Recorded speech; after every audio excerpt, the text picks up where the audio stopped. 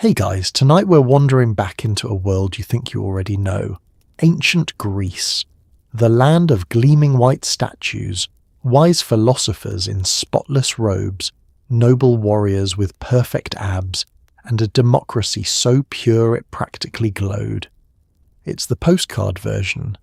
The one Hollywood sold you, the one your high school textbook nodded along with. And almost none of it is true. Tonight we're gently taking apart the biggest lies about ancient Greece, one comfortable misconception at a time. Before we begin, a sincere thank you to the listener who suggested tonight's topic. Your ideas genuinely shape what happens here, and this little corner of the internet only grows because people like you keep sending them in. If you enjoy what I do, and only if you actually do, feel free to like and subscribe, and leave a comment telling me where you're listening from and what time it is for you. Somehow it's always 2 a.m. somewhere, and if you'd rather drift off with only your ears, the channel is now on Spotify as well, linked down in the description. And if you'd like a little more, membership is already available on the channel, which gives you access to 8 hours of ad-free video to drift off to, uninterrupted whenever you like.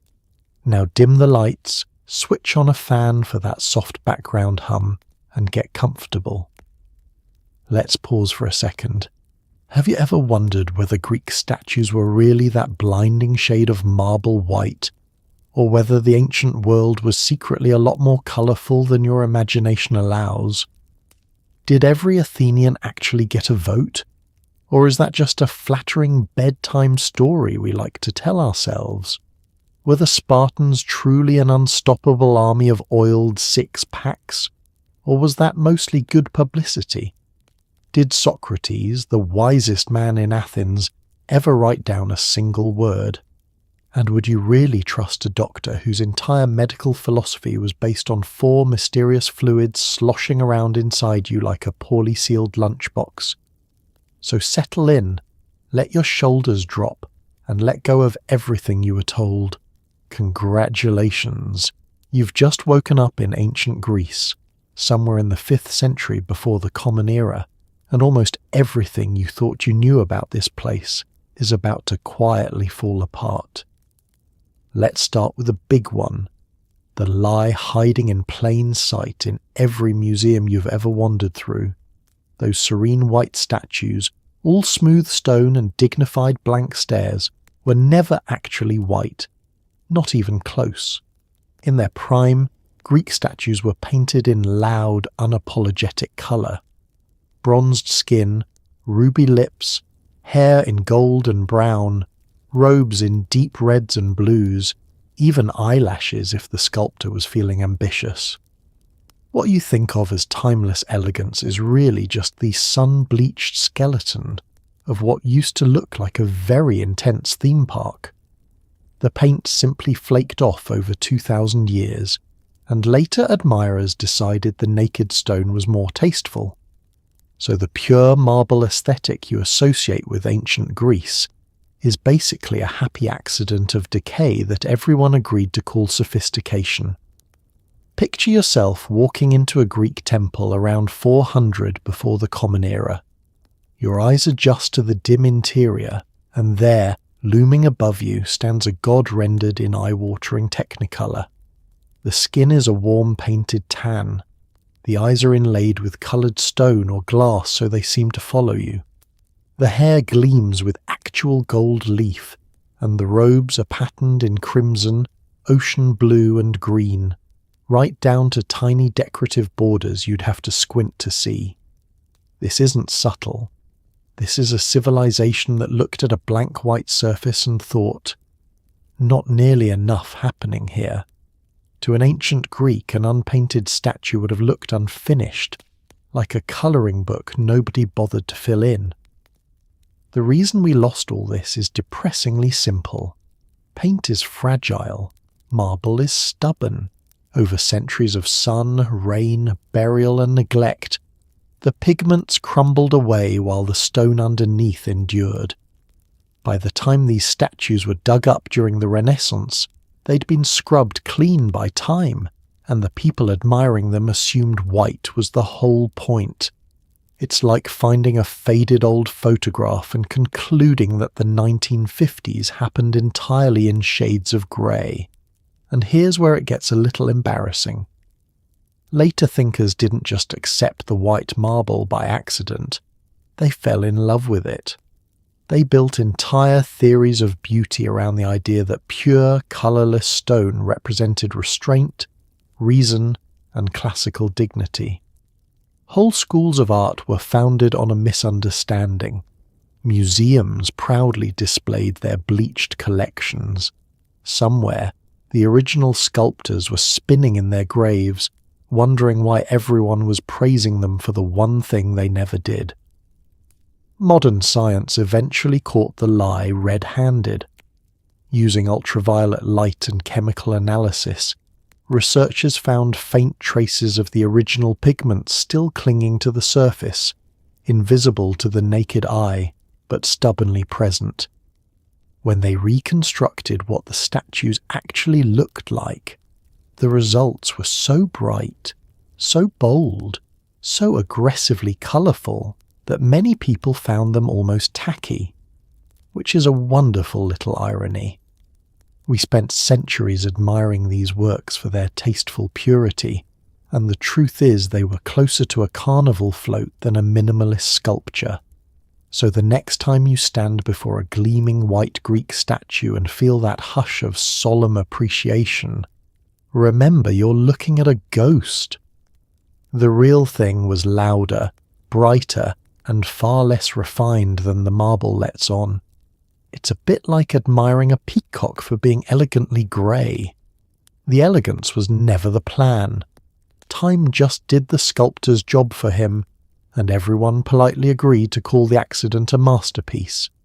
Ancient Athens invented democracy, and we never stop hearing about it. What we hear a lot less about is exactly who was allowed to enjoy it. Picture a city of maybe 300,000 people, and then imagine only around 30,000 of them could actually vote. That's roughly 1 in 10. To qualify, you had to be an adult, male, free, and born to the right parents. Women, enslaved people, foreigners, and anyone unlucky enough to have the wrong bloodline were politely handed absolutely nothing. It was less government by the people, and more government by a small club of local men who owned property and had strong opinions about it. Let's walk through the qualifications because the list is brutal. First, you had to be male. That instantly removed half the population before anyone even opened their mouth. Second, you had to be free, which cut out the enormous enslaved population the city ran on. Third, you had to be a citizen by birth, and Athens was famously stingy about this, generally demanding that both your parents be Athenian. Move there from another Greek city, live there for decades, pay your taxes, raise your children there, and you still got nothing.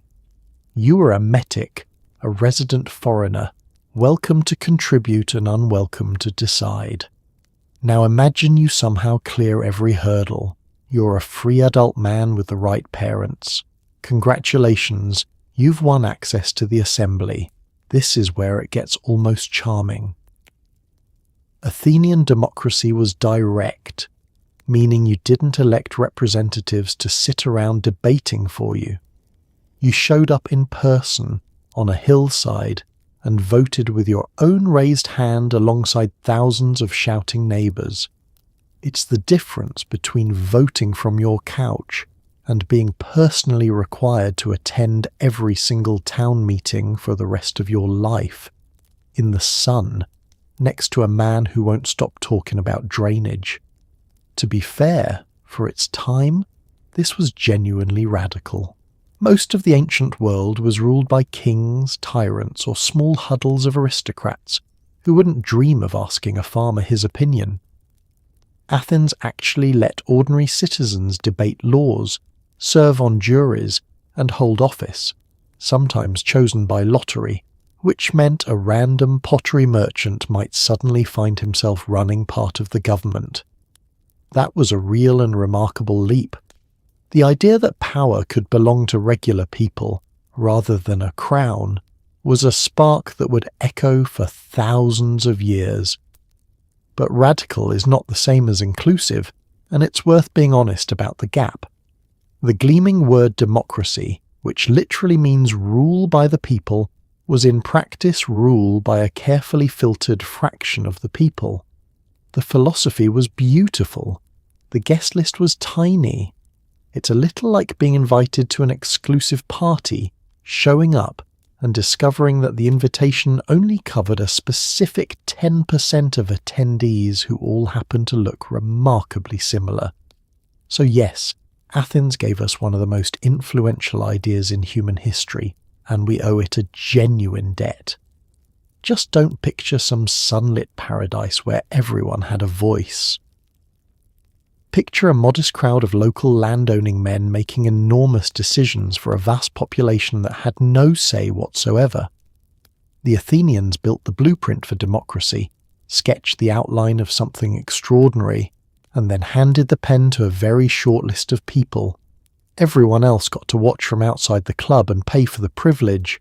Somewhere along the way, everyone decided ancient Greeks wandered around in togas draped in bed sheets, sipping wine and looking wise. There's just one problem. The toga was Roman.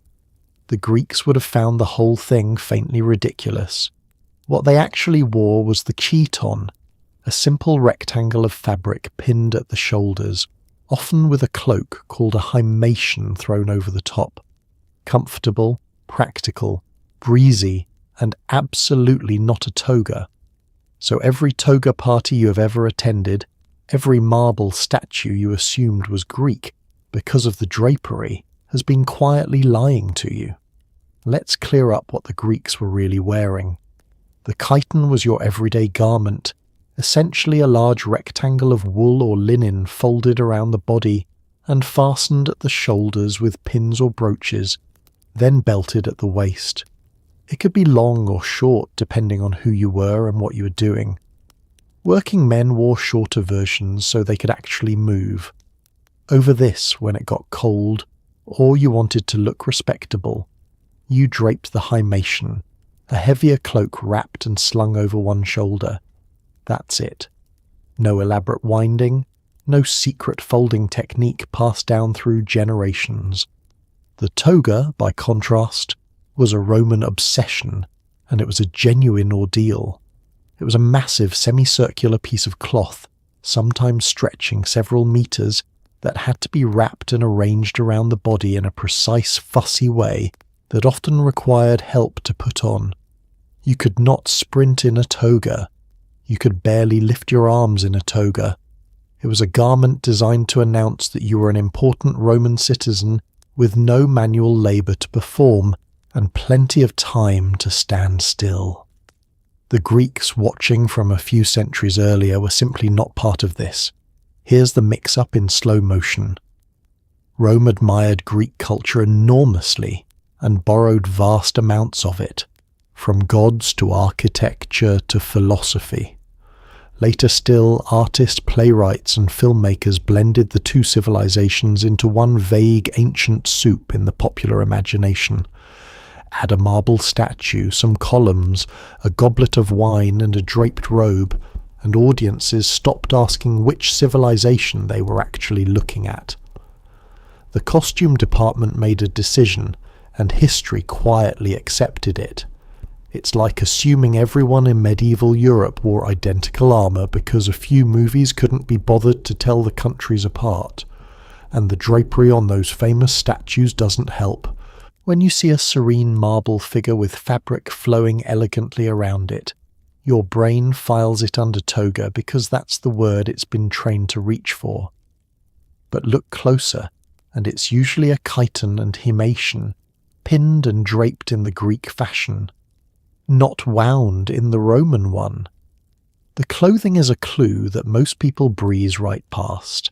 So the toga party, that beloved institution of bed sheets and questionable decisions, is honouring the wrong empire entirely. If you truly wanted to dress as an ancient Greek, you'd need a rectangle of cloth, a couple of sturdy pins and a belt, and you'd probably be more comfortable than everyone else in the room. It's a strange thing to spend centuries picturing a civilization in an outfit it never wore, all because a later empire had better costuming and a flair for making everything about itself. We love to imagine the Greeks as calm, thoughtful people, strolling through olive groves debating the meaning of virtue. In reality, they spent an alarming amount of their time trying to kill each other. War was not the exception in ancient Greece. It was the weather. City-states fought constantly over land, pride, trade, water, and grudges so old nobody remembered how they started. The philosophy and poetry we admire were often produced in the brief, sweaty gaps between campaigns. So while the Greeks absolutely gave us breathtaking ideas about reason and justice, they usually did it with a spear leaning against the wall and one eye on the neighbours. Consider the rhythm of an ordinary Greek life. Fighting season tended to arrive with the good weather, once the crops were planted and the roads were dry. Men who spent part of the year farming would pick up their shields and march off to settle whatever dispute their city currently had with the city down the road. Then they'd come home, harvest, and do it all again the following year. War wasn't a rare catastrophe that interrupted normal life. War was a recurring appointment, like a deeply unpleasant seasonal chore that occasionally killed you.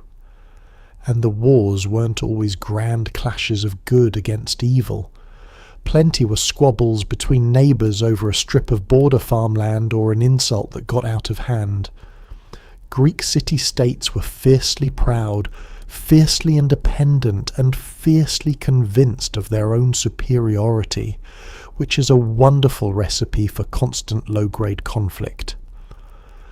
Imagine every town in a region having its own army and a long memory for offences, and you start to understand why peace was the unusual condition, not the default.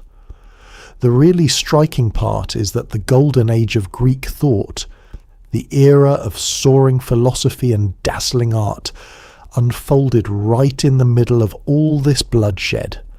Athens produced some of its greatest cultural achievements during the very decades it was locked in a long grinding war with Sparta that dragged on for a generation and ended in catastrophe. The thinkers pondering the ideal society and the nature of justice were doing so in a city that kept sending its young men off to die. Reason and violence weren't opposites here, they were roommates. It's a bit like discovering that your favourite serene meditation teacher wrote all their calming wisdom during a decade of screaming feuds with everyone on their street. The tranquility we project onto ancient Greece is our addition, not theirs. They didn't experience their world as a peaceful paradise of philosophy. They experienced it as a dangerous competitive place where your city could be at war again by spring, and you'd better keep your shield somewhere handy. None of this cancels the achievements. If anything, it makes them more impressive. These people built theatres and wrote plays and argued about the meaning of a good life, while genuinely uncertain whether next year's campaign would burn their fields or take their sons. The beauty came out of a hard, violent world, not a gentle one. So when you picture an ancient Greek deep in contemplation beneath a shady tree, go ahead and keep the tree. Just add the spear leaning against the trunk and the faint awareness that the neighbours have been quiet lately, which usually means they're planning something. The olive groves were real, so was the blood in the soil beneath them. Sparta gets marketed as the ultimate warrior utopia, a lean, disciplined machine of noble fighters who valued honour above all else. The reality was considerably darker and considerably weirder. Sparta's entire lifestyle was propped up by a massive population of enslaved people called helots, who did all the farming while the citizens trained for war full-time. To keep this arrangement stable, Sparta reportedly held an annual ritual where young Spartans could hunt and kill helots to stay sharp. Their famous toughness wasn't inspiration, it was crowd control. Sparta wasn't a gym membership with abs, it was a state permanently terrified of the people it oppressed. Let's talk about why Sparta was so obsessively militarized in the first place, because the real reason is far less glamorous than the legend. Sparta had conquered its neighbours and enslaved their entire populations, turning them into helots who worked the land. The problem was that the helots vastly outnumbered their Spartan masters, by some estimates many times over. Imagine a small group of people sitting on top of a much larger group they'd forced into servitude, and you begin to see the anxiety. The whole warrior culture existed largely to keep that enormous, resentful population from rising up. This is where the famous Spartan upbringing comes in. Boys were taken from their homes young and put through a harsh, communal training regime designed to produce obedient, fearless soldiers. We tend to romanticize this as noble discipline, and it certainly produced formidable fighters. But strip away the admiration, and you find a society that essentially converted its children into a standing army, because it lived in permanent fear of the workforce it had created. The toughness wasn't a lifestyle choice. It was a survival strategy for a ruling class that knew it was badly outnumbered. Then there's the genuinely chilling part. Sparta reportedly maintained a practice where the state would formally declare war on the helots, allowing young Spartans to kill them without any religious or legal consequence. Some accounts describe a secret group of young men who would slip out and murder helots deemed too strong or too capable of leading a revolt. Whether every grim detail is exact, the underlying picture is clear. This was not a proud martial culture flexing for glory. This was systematic terror, used deliberately to keep an oppressed majority afraid. And for all their fearsome reputation, the Spartans weren't producing much else. While Athens gave the world philosophy, drama, sculpture, and history, Sparta gave the world Spartans.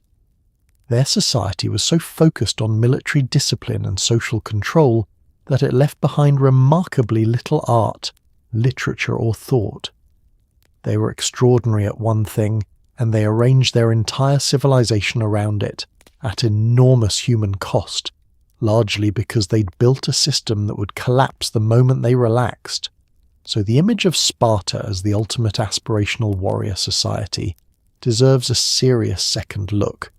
Yes, the soldiers were disciplined and genuinely dangerous in battle, but that discipline grew out of fear, not inspiration, and it was maintained through the brutal oppression of a vast enslaved population living in constant danger. It's a bit like admiring a fortress for its impressive walls without asking why anyone needed walls that high. The answer, in Sparta's case, was that the people inside were terrified of the people outside, whom they themselves had put there. The abs were real. The horror underneath them was too. You know the story. 300 brave Spartans stood alone against a Persian tide at Thermopylae. It's a fantastic image, and it's missing a few thousand people. Standing right alongside those Spartans were several thousand other Greeks from allied cities, Thespians, Thebans, and more, all fighting and dying in the same narrow pass. The 300 Spartans were the celebrity headliners, but they were very much not the whole band. History and marketing both loved a clean number, so the supporting cast quietly got written out. The stand at Thermopylae was real and genuinely heroic. It was just a lot more crowded than the legend admits. Let's set the scene properly. A massive Persian army was pouring into Greece, and a coalition of Greek forces decided to make a stand at a narrow coastal pass called Thermopylae. where the tight terrain would cancel out the enemy's overwhelming numbers. The Spartan king led the defense, and yes, he brought a hand-picked band of 300 Spartan citizens. But he did not bring only them. The total Greek force numbered in the thousands, drawn from a range of cities that had agreed to help hold the line. The 300 were the elite corps, not the entire army. For the first days of the battle, this combined force held the pass astonishingly well, using the cramped space to blunt wave after wave of Persian assaults. It was a genuine feat of courage and tactics, and every Greek contingent shared in it. The Spartans were superb, but so were the others standing shoulder to shoulder with them, bleeding in the same mud, holding the same terrifying line against an enemy that seemed endless. This was a coalition effort, and its success in those early days belonged to all of them. The famous last stand came only after the Greeks were betrayed and a mountain path was revealed, allowing the Persians to surround them. At that point, the Spartan king dismissed much of the army to save them, choosing to hold the pass to the end with a smaller force.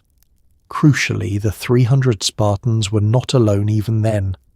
Warriors from Thespiae reportedly refused to leave and fought to the death right beside them, and others remained as well. The final sacrifice included men who get almost no credit in the popular version, even though they made exactly the same ultimate choice.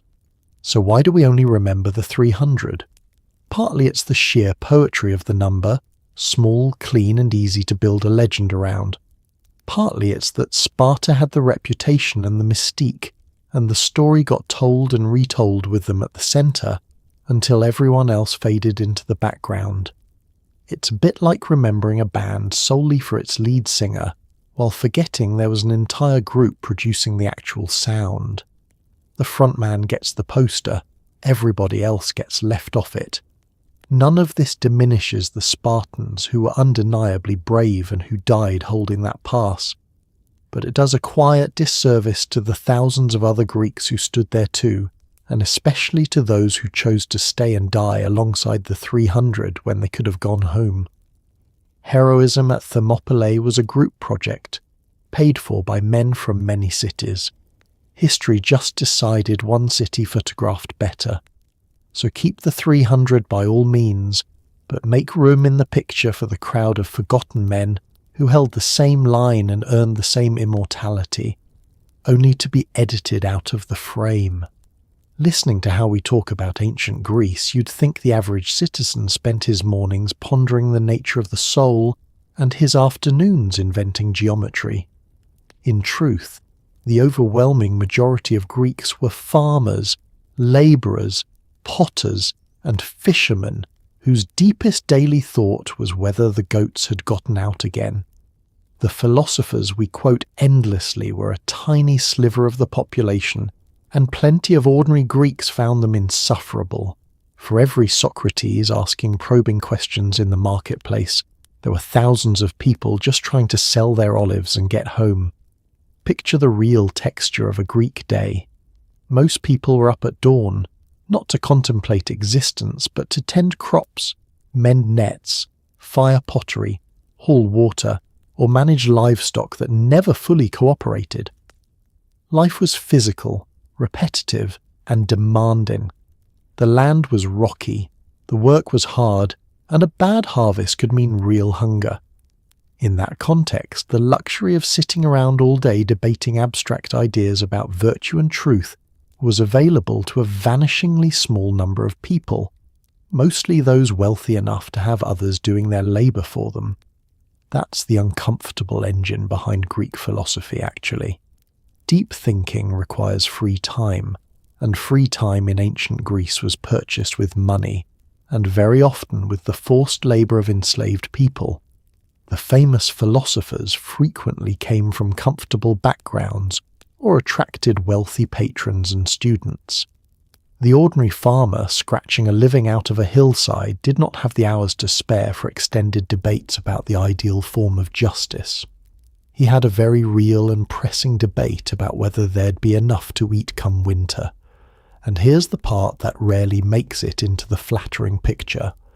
Not everyone appreciated the philosophers. To a busy, practical population, a man who wandered the marketplace asking irritating questions and poking holes in everyone's beliefs could come across as an insufferable nuisance rather than a treasured sage. Some thinkers were mocked openly, ridiculed in comedies as useless dreamers with their heads literally in the clouds. The reverence we feel today was not universally shared by the people who actually had to live next to these men. It helps to think in proportions. In a city of tens of thousands, the number of people producing the philosophy, drama and mathematics we still study could fit comfortably in a modest room. They were exceptional precisely because they were rare. Treating the whole of Greek society as a nation of philosophers is like assuming everyone in a modern country writes best-selling novels because a handful of famous authors live there. The famous few are not the average. They almost never are. This doesn't shrink the achievement. If anything, it sharpens it. A relatively small group of thinkers, supported by a wealthy minority and surrounded by a population busy with the exhausting work of staying alive, managed to produce ideas so powerful they'd echo for thousands of years. That's genuinely astonishing. But it happened against a backdrop of ordinary grinding life, not in a magical land where everyone paused to philosophize between chores. So the next time you imagine ancient Greece, resist the urge to fill it with thoughtful figures stroking their beards on every corner. Fill it instead with tired farmers, harried potters, and fishermen who smelled permanently of the sea, most of whom had never read a word of philosophy and had strong practical reasons not to care. Somewhere among them, a tiny handful of people were quietly changing human thought forever, while their neighbours mostly wished they'd help with the goats. Socrates is one of the most famous thinkers in human history, the founding father of Western philosophy, endlessly quoted and endlessly admired. He also never wrote a single word of it down. Not one book, not one scroll, not so much as a grocery list survives from his own hand because he didn't write. Everything we know about Socrates comes second-hand, mostly from his student Plato, who may have put his own ideas in his teacher's mouth whenever it suited him. So the wisest man in Athens left behind exactly 0 pages, and we are essentially trusting a very devoted student's memory. Imagine your entire legacy depending on someone else's notes. Socrates had his reasons, and they were characteristically stubborn. He believed that real philosophy happened through live conversation, through questioning and challenging people face to face, until their assumptions collapsed and something truer emerged. Writing to him was a lifeless thing. A written text couldn't answer back, couldn't be interrogated, couldn't defend itself when misunderstood. So he chose to do all his thinking out loud, in the marketplace, with whoever was willing to argue. He was a performer of ideas, not a recorder of them, and he seems to have been perfectly content to leave no trace. This creates a genuinely strange situation. The man we credit as a foundational genius of Western thought is, from our perspective, almost a character rather than an author. We don't have his words. We have descriptions of his words, filtered through the people who knew him. It's a little like being famous as a legendary musician who never once recorded a song, whose entire reputation rests on other people humming what they remember of the melodies. The chief hummer, in this case, was Plato, Socrates' devoted student, who wrote dialogues starring Socrates as the main character. And here the water gets murky. In these dialogues, Socrates asks questions, dismantles arguments, and guides others toward the truth. But how much of that is the real Socrates, And how much is Plato using his beloved teacher as a mouthpiece for his own developing ideas? Scholars have argued about this for centuries and will happily argue for centuries more. The honest answer is that we often can't cleanly separate the student from the teacher. The two are tangled together forever. Other sources add their own complications. A different writer who knew Socrates portrays him in a somewhat different light, more practical and less mystical. A comic playwright mocked him savagely while he was still alive, depicting him as a ridiculous figure with absurd notions. Put these portraits side by side and they don't perfectly match. We're left assembling a legendary man out of mismatched fragments, each shaped by the biases and intentions of whoever produced it. And yet Socrates endures, which is the truly remarkable thing. His method of relentless questioning, his insistence on examining every assumption, his willingness to admit how little he truly knew, all of it survived precisely because his students found it worth preserving. He proved you could achieve a kind of immortality through influence alone, without ever setting down a single line yourself. He trusted the conversation to carry him, and against all odds, it did. So when you next see Socrates quoted with great confidence, enjoy the quote, but hold it a little loosely. Those words travelled to you through other hands, reconstructed from memory and shaped by devotion. The wisest man in Athens wrote nothing at all and became one of the most quoted people who ever lived. It's the ultimate irony for a man who distrusted writing, that his entire fame now rests on the writing of others. Modern imagination tends to picture the Greek gods as majestic, dignified beings dispensing wisdom from the clouds. The Greeks knew better, because their gods were an absolute disaster. Zeus, king of the heavens, spent most of his time cheating on his wife and disguising himself as various animals to do it. The gods were jealous, petty, vindictive, and prone to ruining a mortal's entire life over minor insults. They weren't role models. They were a soap opera with lightning. Greek religion wasn't about admiring perfect beings. It was about staying on the good side of powerful, unstable ones who could smite you for winning a weaving contest. Start at the top, with Zeus, the supposed noble king of the gods. His actual mythological resume reads like a scandal sheet. He pursued an endless string of affairs, deceiving mortals and goddesses alike, frequently transforming himself into animals or other disguises to get his way. His wife, Hera, spent much of her divine existence furious about this, and rather than confront Zeus directly, she often took brutal revenge on the innocent mortals caught up in his schemes. The ruler of the cosmos and his queen behaved less like serene deities and more like the worst couple you've ever had the misfortune to live next to. The rest of the pantheon was no better. These gods held grudges with terrifying enthusiasm. Insult one of them, even accidentally, and you could expect catastrophic payback. The stories are full of mortals destroyed for the crime of being too talented, too proud, or simply in the wrong place.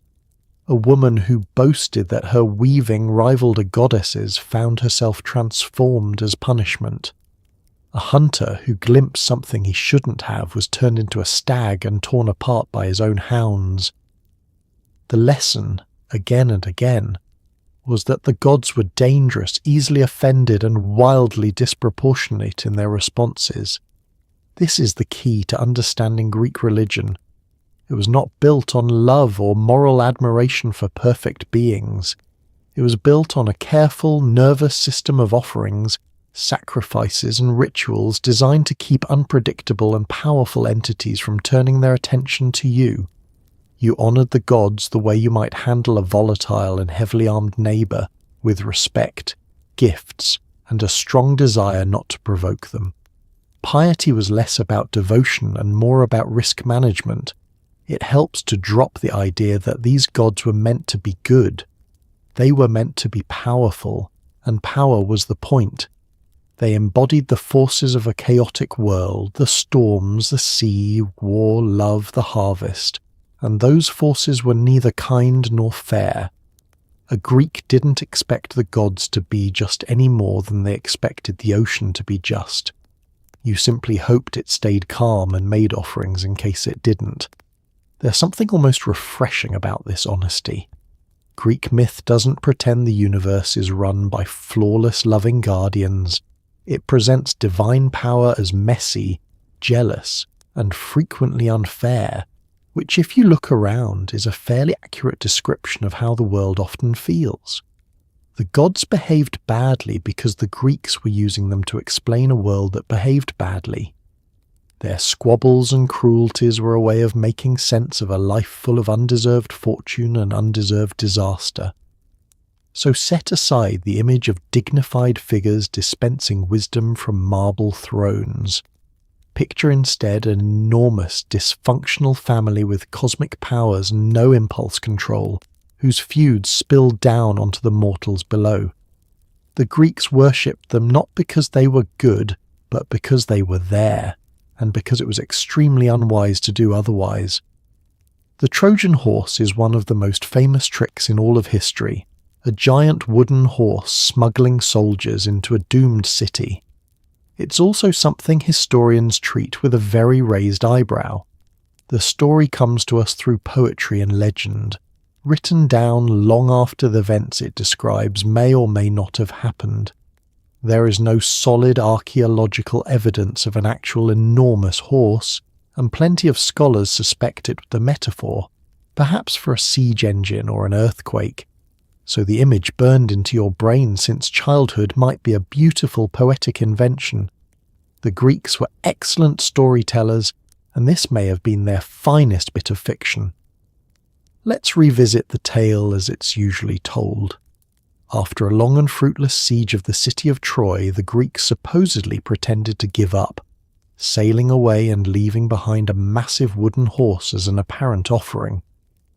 The Trojans, delighted, hauled the horse inside their walls to celebrate their victory. That night, Greek soldiers hidden inside the horse crept out, opened the gates for their returning comrades, and destroyed the city from within. It's a magnificent story of cunning defeating brute force, and it has thrilled audiences for thousands of years. The trouble is where the story comes from. The tale of Troy reaches us primarily through epic poetry, composed and passed down orally for generations before anyone wrote it down, and describing events that supposedly took place centuries earlier still.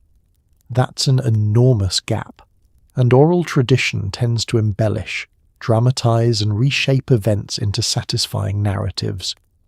By the time the horse appears in the written record, we're several removes away from any possible real event, deep in the territory of legend rather than reporting. Then there's the practical skepticism.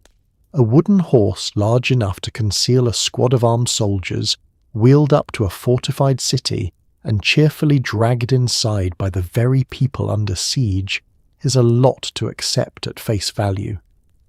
Would a city that had survived a long war really haul a giant mysterious object through its own gates without a second thought?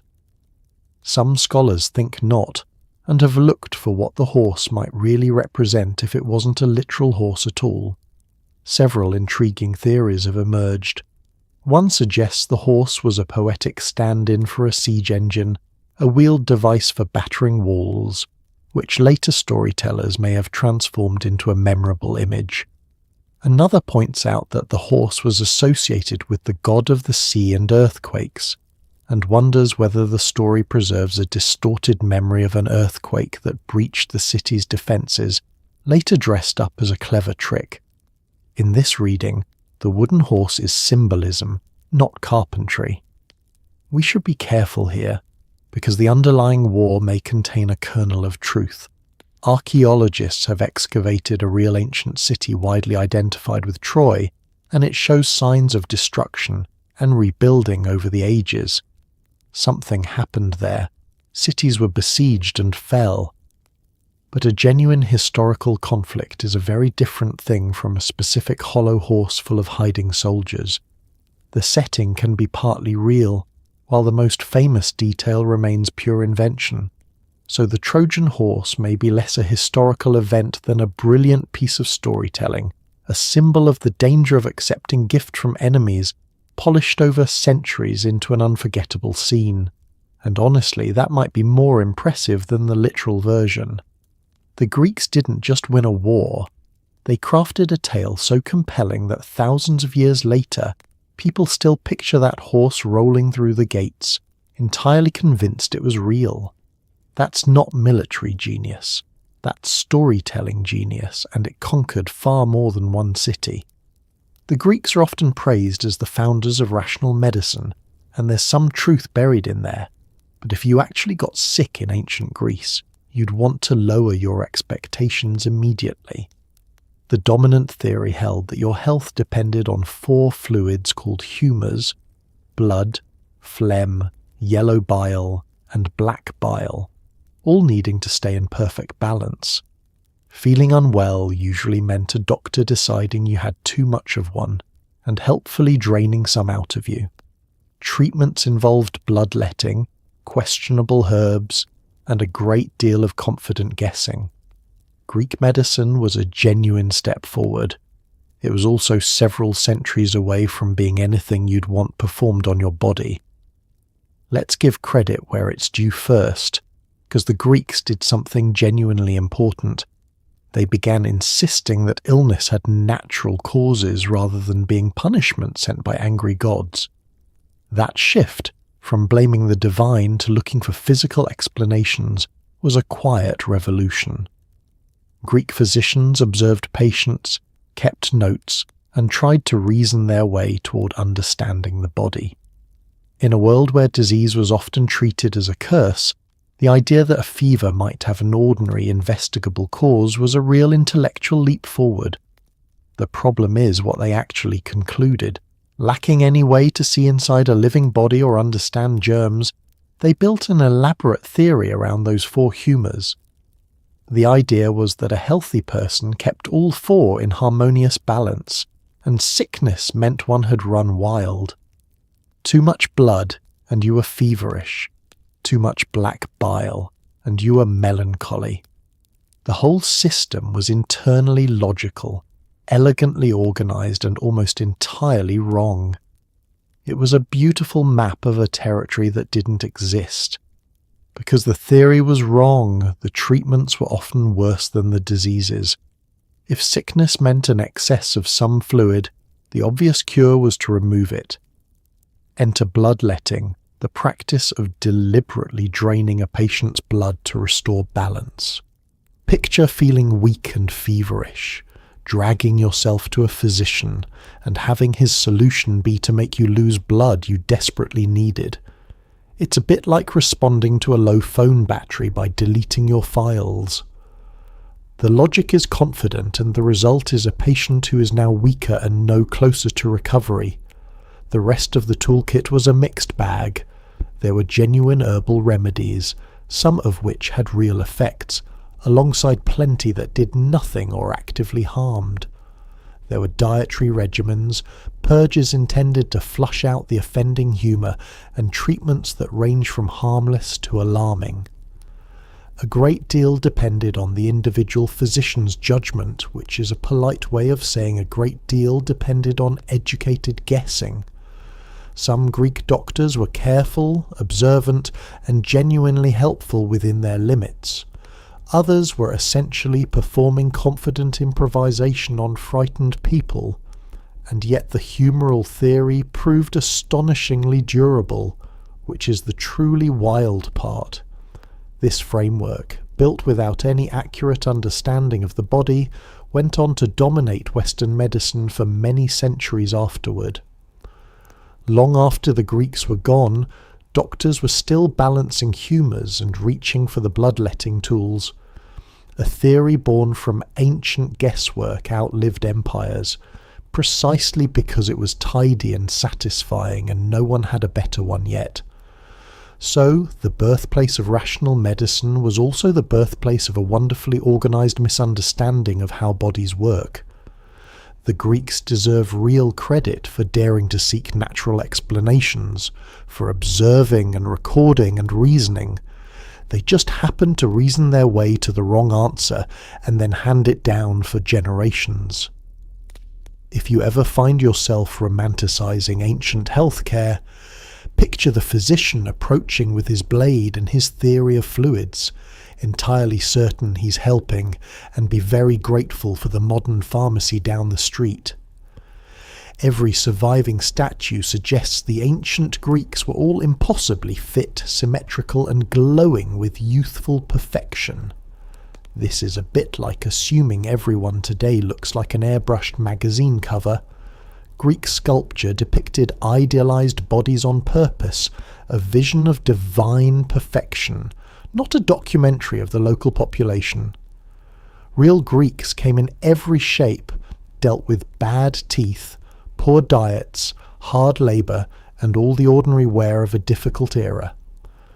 The gorgeous marble athletes were aspirational fantasy, the ancient equivalent of a fitness influencer.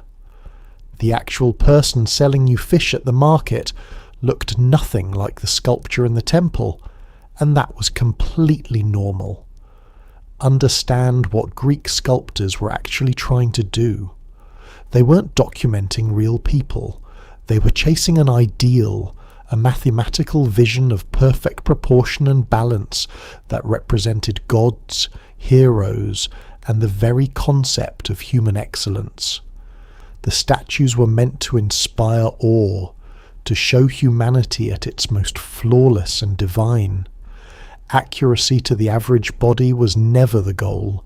These were aspirational images, deliberately smoothed and perfected, designed to depict what a person might look like if they were carved by ideals rather than by real life. Now consider what real life actually did to ancient bodies. Most people worked hard physical jobs that wore down joints and bent spines. Diets were repetitive and often lacking, built around barley and olives with little variety, which left its mark.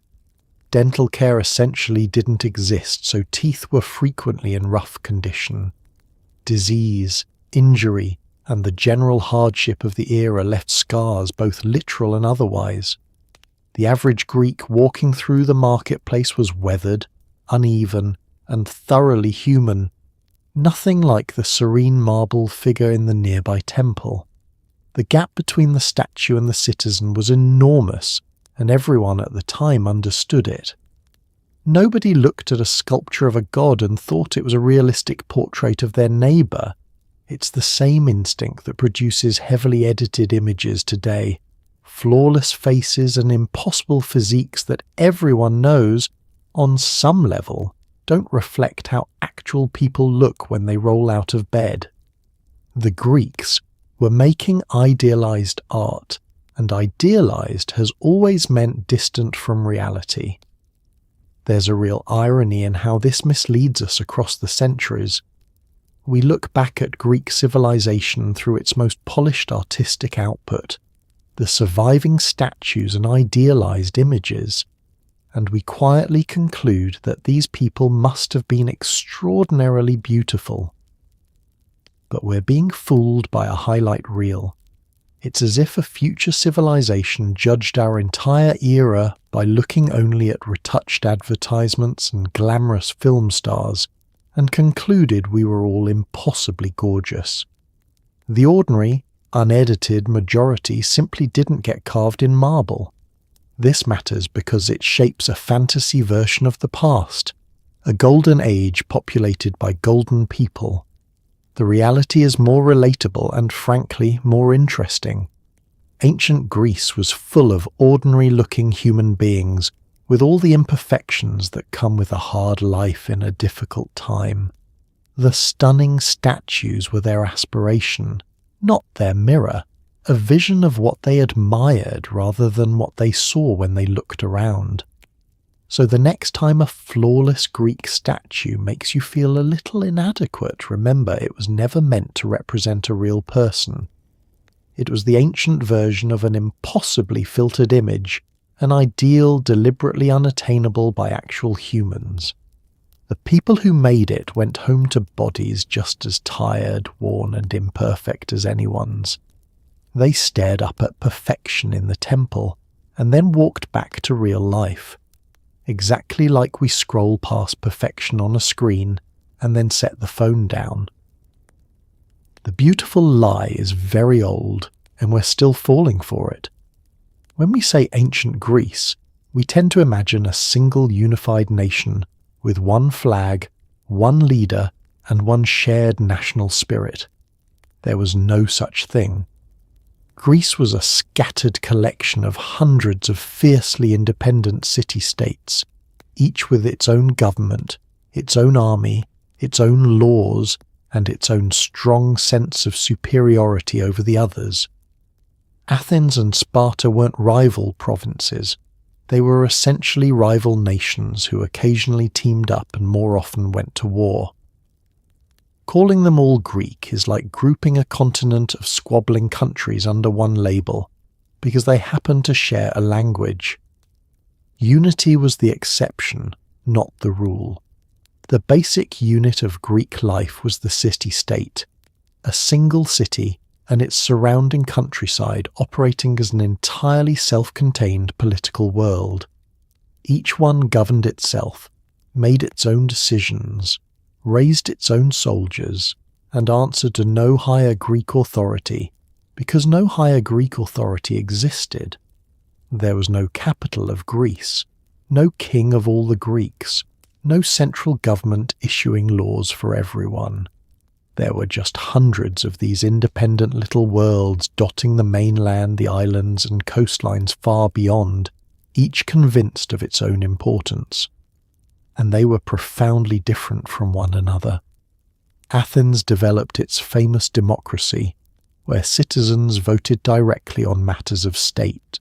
Sparta built a rigid militarized society controlled by a small warrior class. Other cities were ruled by kings, or by small groups of aristocrats, or by strongmen who seized power. They had different customs, different dialects, different calendars, different gods they favoured, and different ideas about how life should be lived. To lump them together as a single culture flattens an enormous amount of genuine variety. What they shared was real but limited.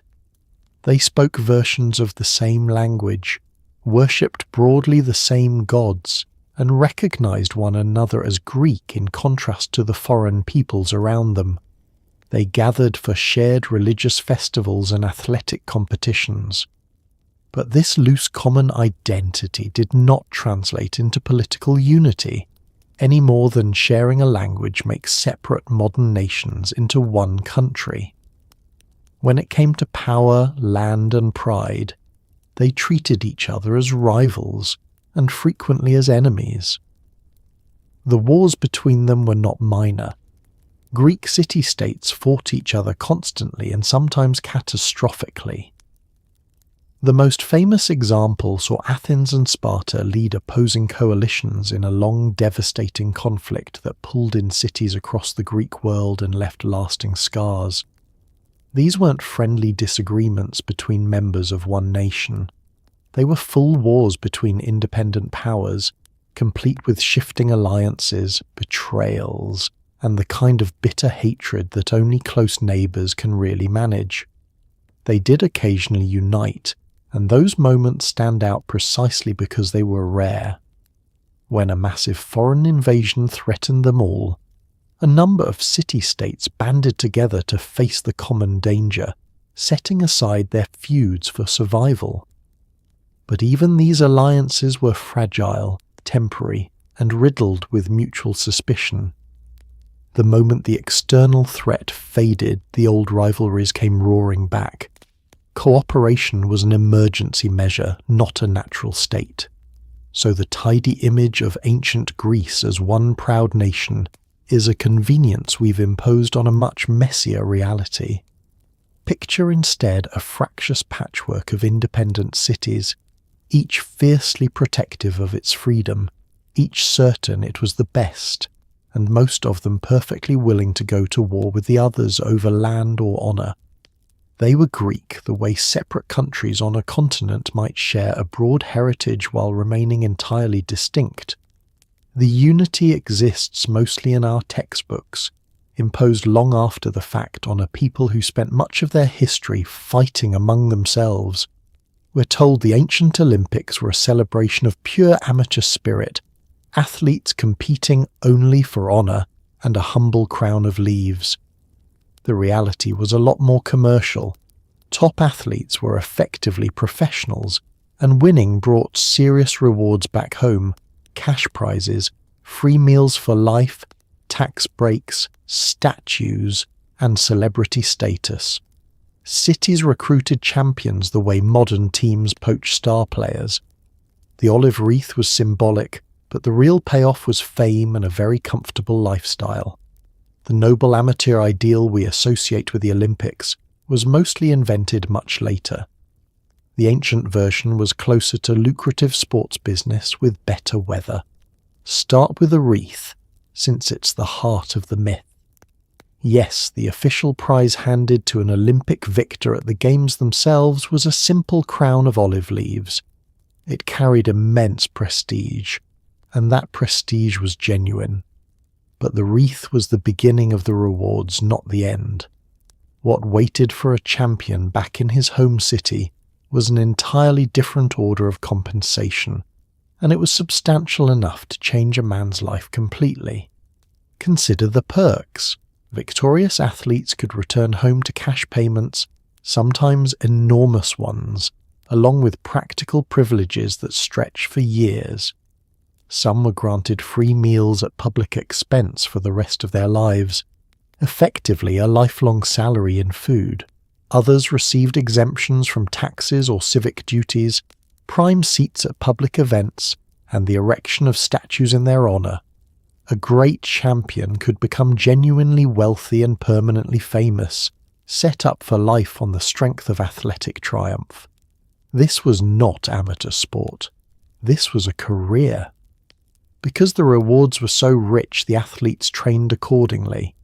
The best competitors devoted themselves to their sport full-time, following specialized diets and rigorous training regimens under dedicated coaches. This was their profession, and they approached it with professional seriousness. The idea of a gentleman amateur casually competing for the love of the game between other pursuits simply doesn't match how these top athletes actually lived. They were specialists who had built their entire lives around winning. Cities, meanwhile, treated athletic glory as a matter of civic pride and were happy to compete for talent. A champion brought honour and reputation to his home city, so cities had every incentive to attract and reward winners. There were even instances of athletes being lured to represent a different city in exchange for rewards, essentially changing teams for a better deal. It's a strikingly modern arrangement. Star performers courted and poached, their loyalty tied to the benefits on offer. So where did the pure amateur ideal come from? Largely from a much later era, when the modern Olympic movement was founded and its organisers wrapped it in a romantic vision of noble amateurism, competition for its own sake, untainted by money. That vision was projected backward onto the ancient games, giving them a purity they never actually possessed. The ancient Greeks would have found the whole notion a little baffling. To them, an athlete deserved to be rewarded handsomely for bringing glory, and the winners fully expected to cash in. None of this makes the ancient Olympics less impressive, but it does make them more human. These were high-stakes competitions with real money and lasting fame on the line, drawing dedicated professionals who trained relentlessly for the payoff. The olive wreath was the beautiful symbol on top. Underneath it sat a thriving world of prizes, privileges, and civic bidding wars. So the next time you hear about the pure amateur spirit of the ancient games, picture the champion collecting his lifetime of free dinners and his tax exemption, and understand that the leaves were never really the prize. Beyond the money, the ancient Olympics themselves were far rowdier than the reverent ceremony you might imagine. Athletes competed completely naked, slathered in olive oil in the blazing summer heat, watched by enormous sweaty crowds.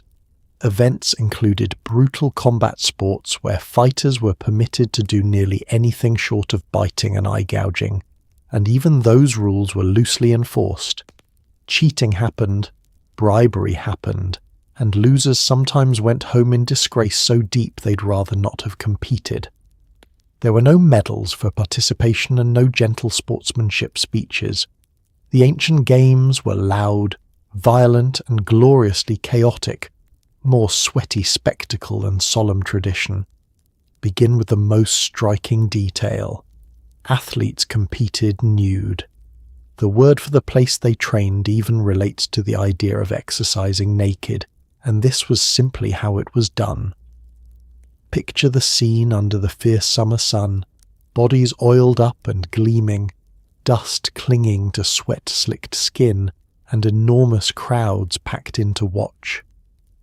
This was not a discreet, dignified affair conducted at a respectful distance.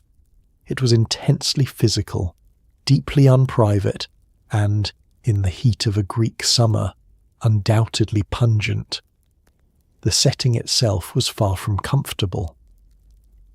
The games were held in the blistering heat, drawing huge crowds who camped in cramped, unsanitary conditions with limited water and worse hygiene. Spectators endured the sun, the crush, the smell, and the general chaos of a massive event with none of the modern conveniences. Attending the ancient Olympics was an ordeal, an endurance test for the audience nearly as much as for the athletes. People came anyway, because the spectacle was worth the suffering. Then there were the combat sports, which were genuinely brutal. One event combined wrestling and boxing into a near-anything-goes contest, where competitors could strike, grapple, and choke with very few restrictions. The main prohibitions were against biting and gouging at the eyes, and even those lines were not always respected. Fighters were sometimes seriously injured, and matches could be savage. This was not a gentle test of skill.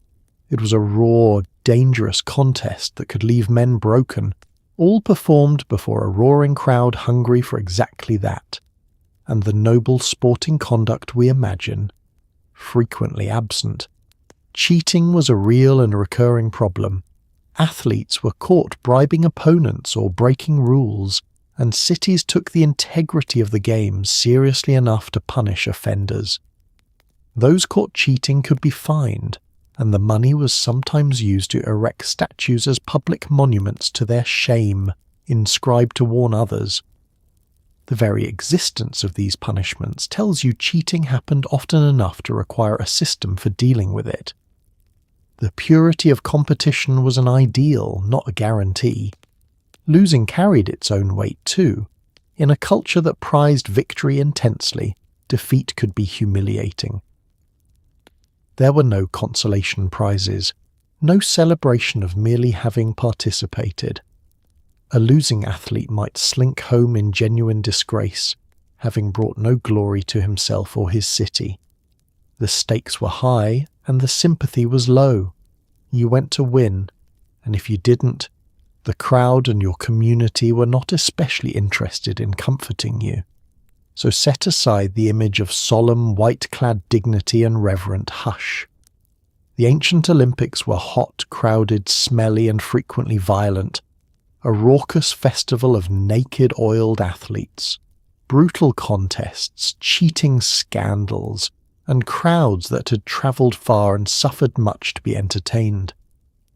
There was real religious significance woven through it all, but the experience on the ground was closer to a chaotic, sweaty carnival than a graceful ceremony.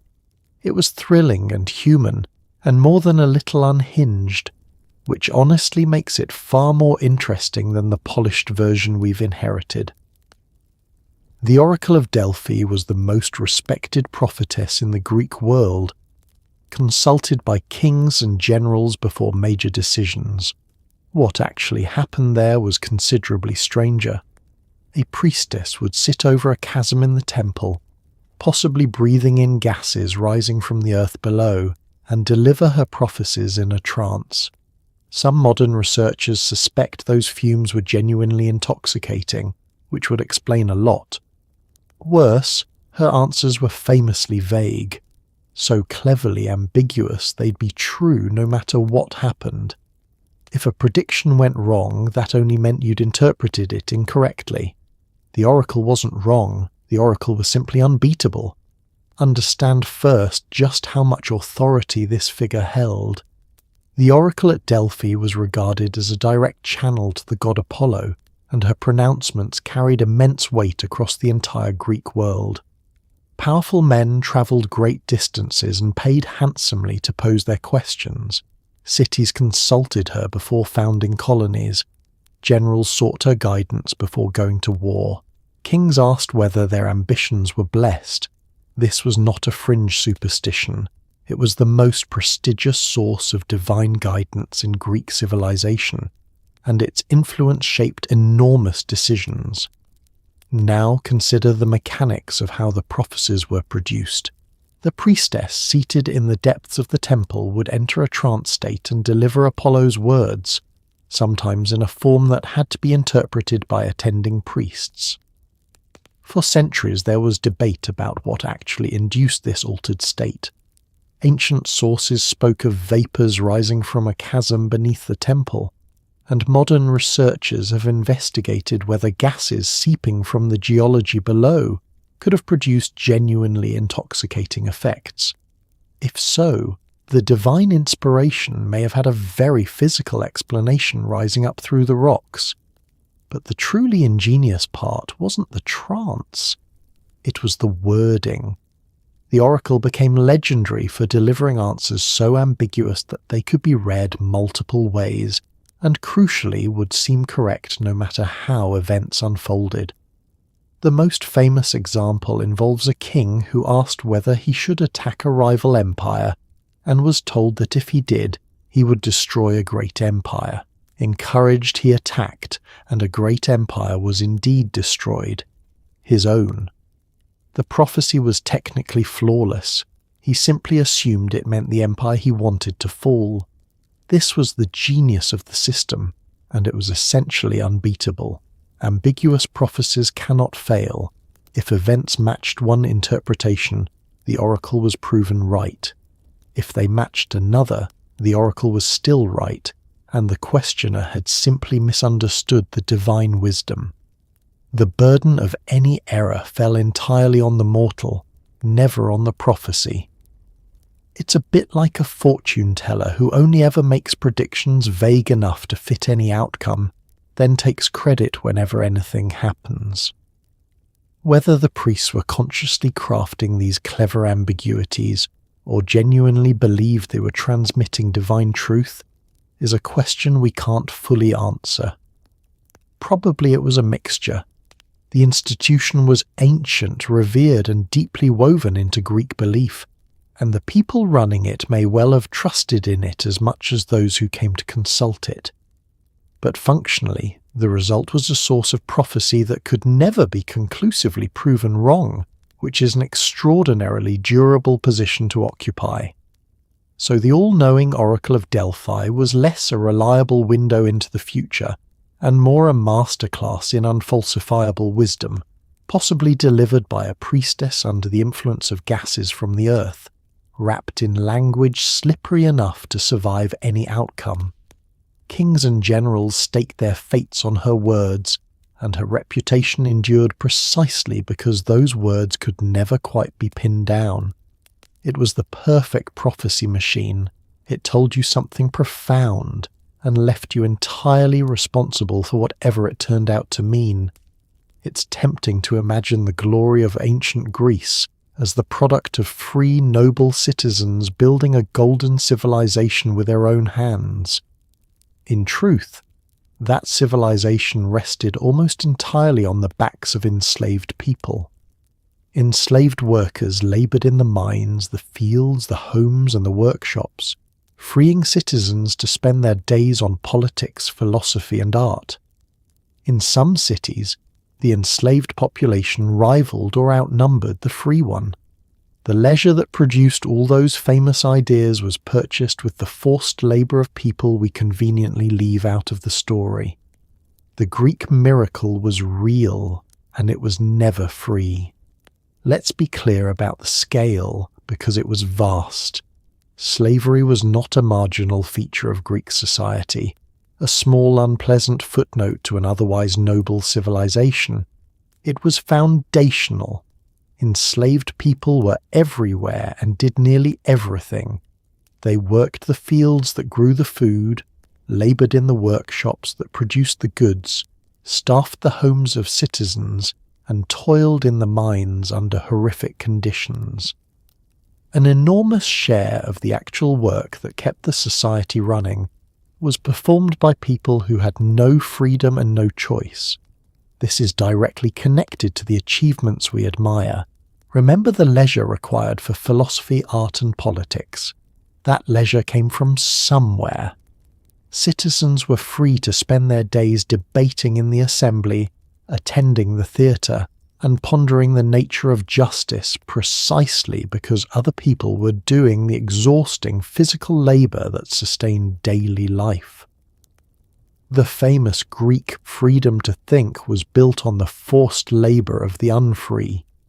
Remove the enslaved workforce, and the citizens would have had to grow their own food and haul their own water, leaving no time for immortal ideas. The conditions varied, but at their worst they were appalling. Enslaved people who worked in the mines faced some of the most brutal labour imaginable, sent underground into cramped, dangerous shafts to extract the silver and other resources that funded the state's wealth and power. Life in these mines was short and terrible. The prosperity that paid for magnificent temples and mighty fleets was dug out of the earth by people worked to death in the dark. It is a grim foundation beneath the gleaming monuments. Household slavery was more intimate but no less real.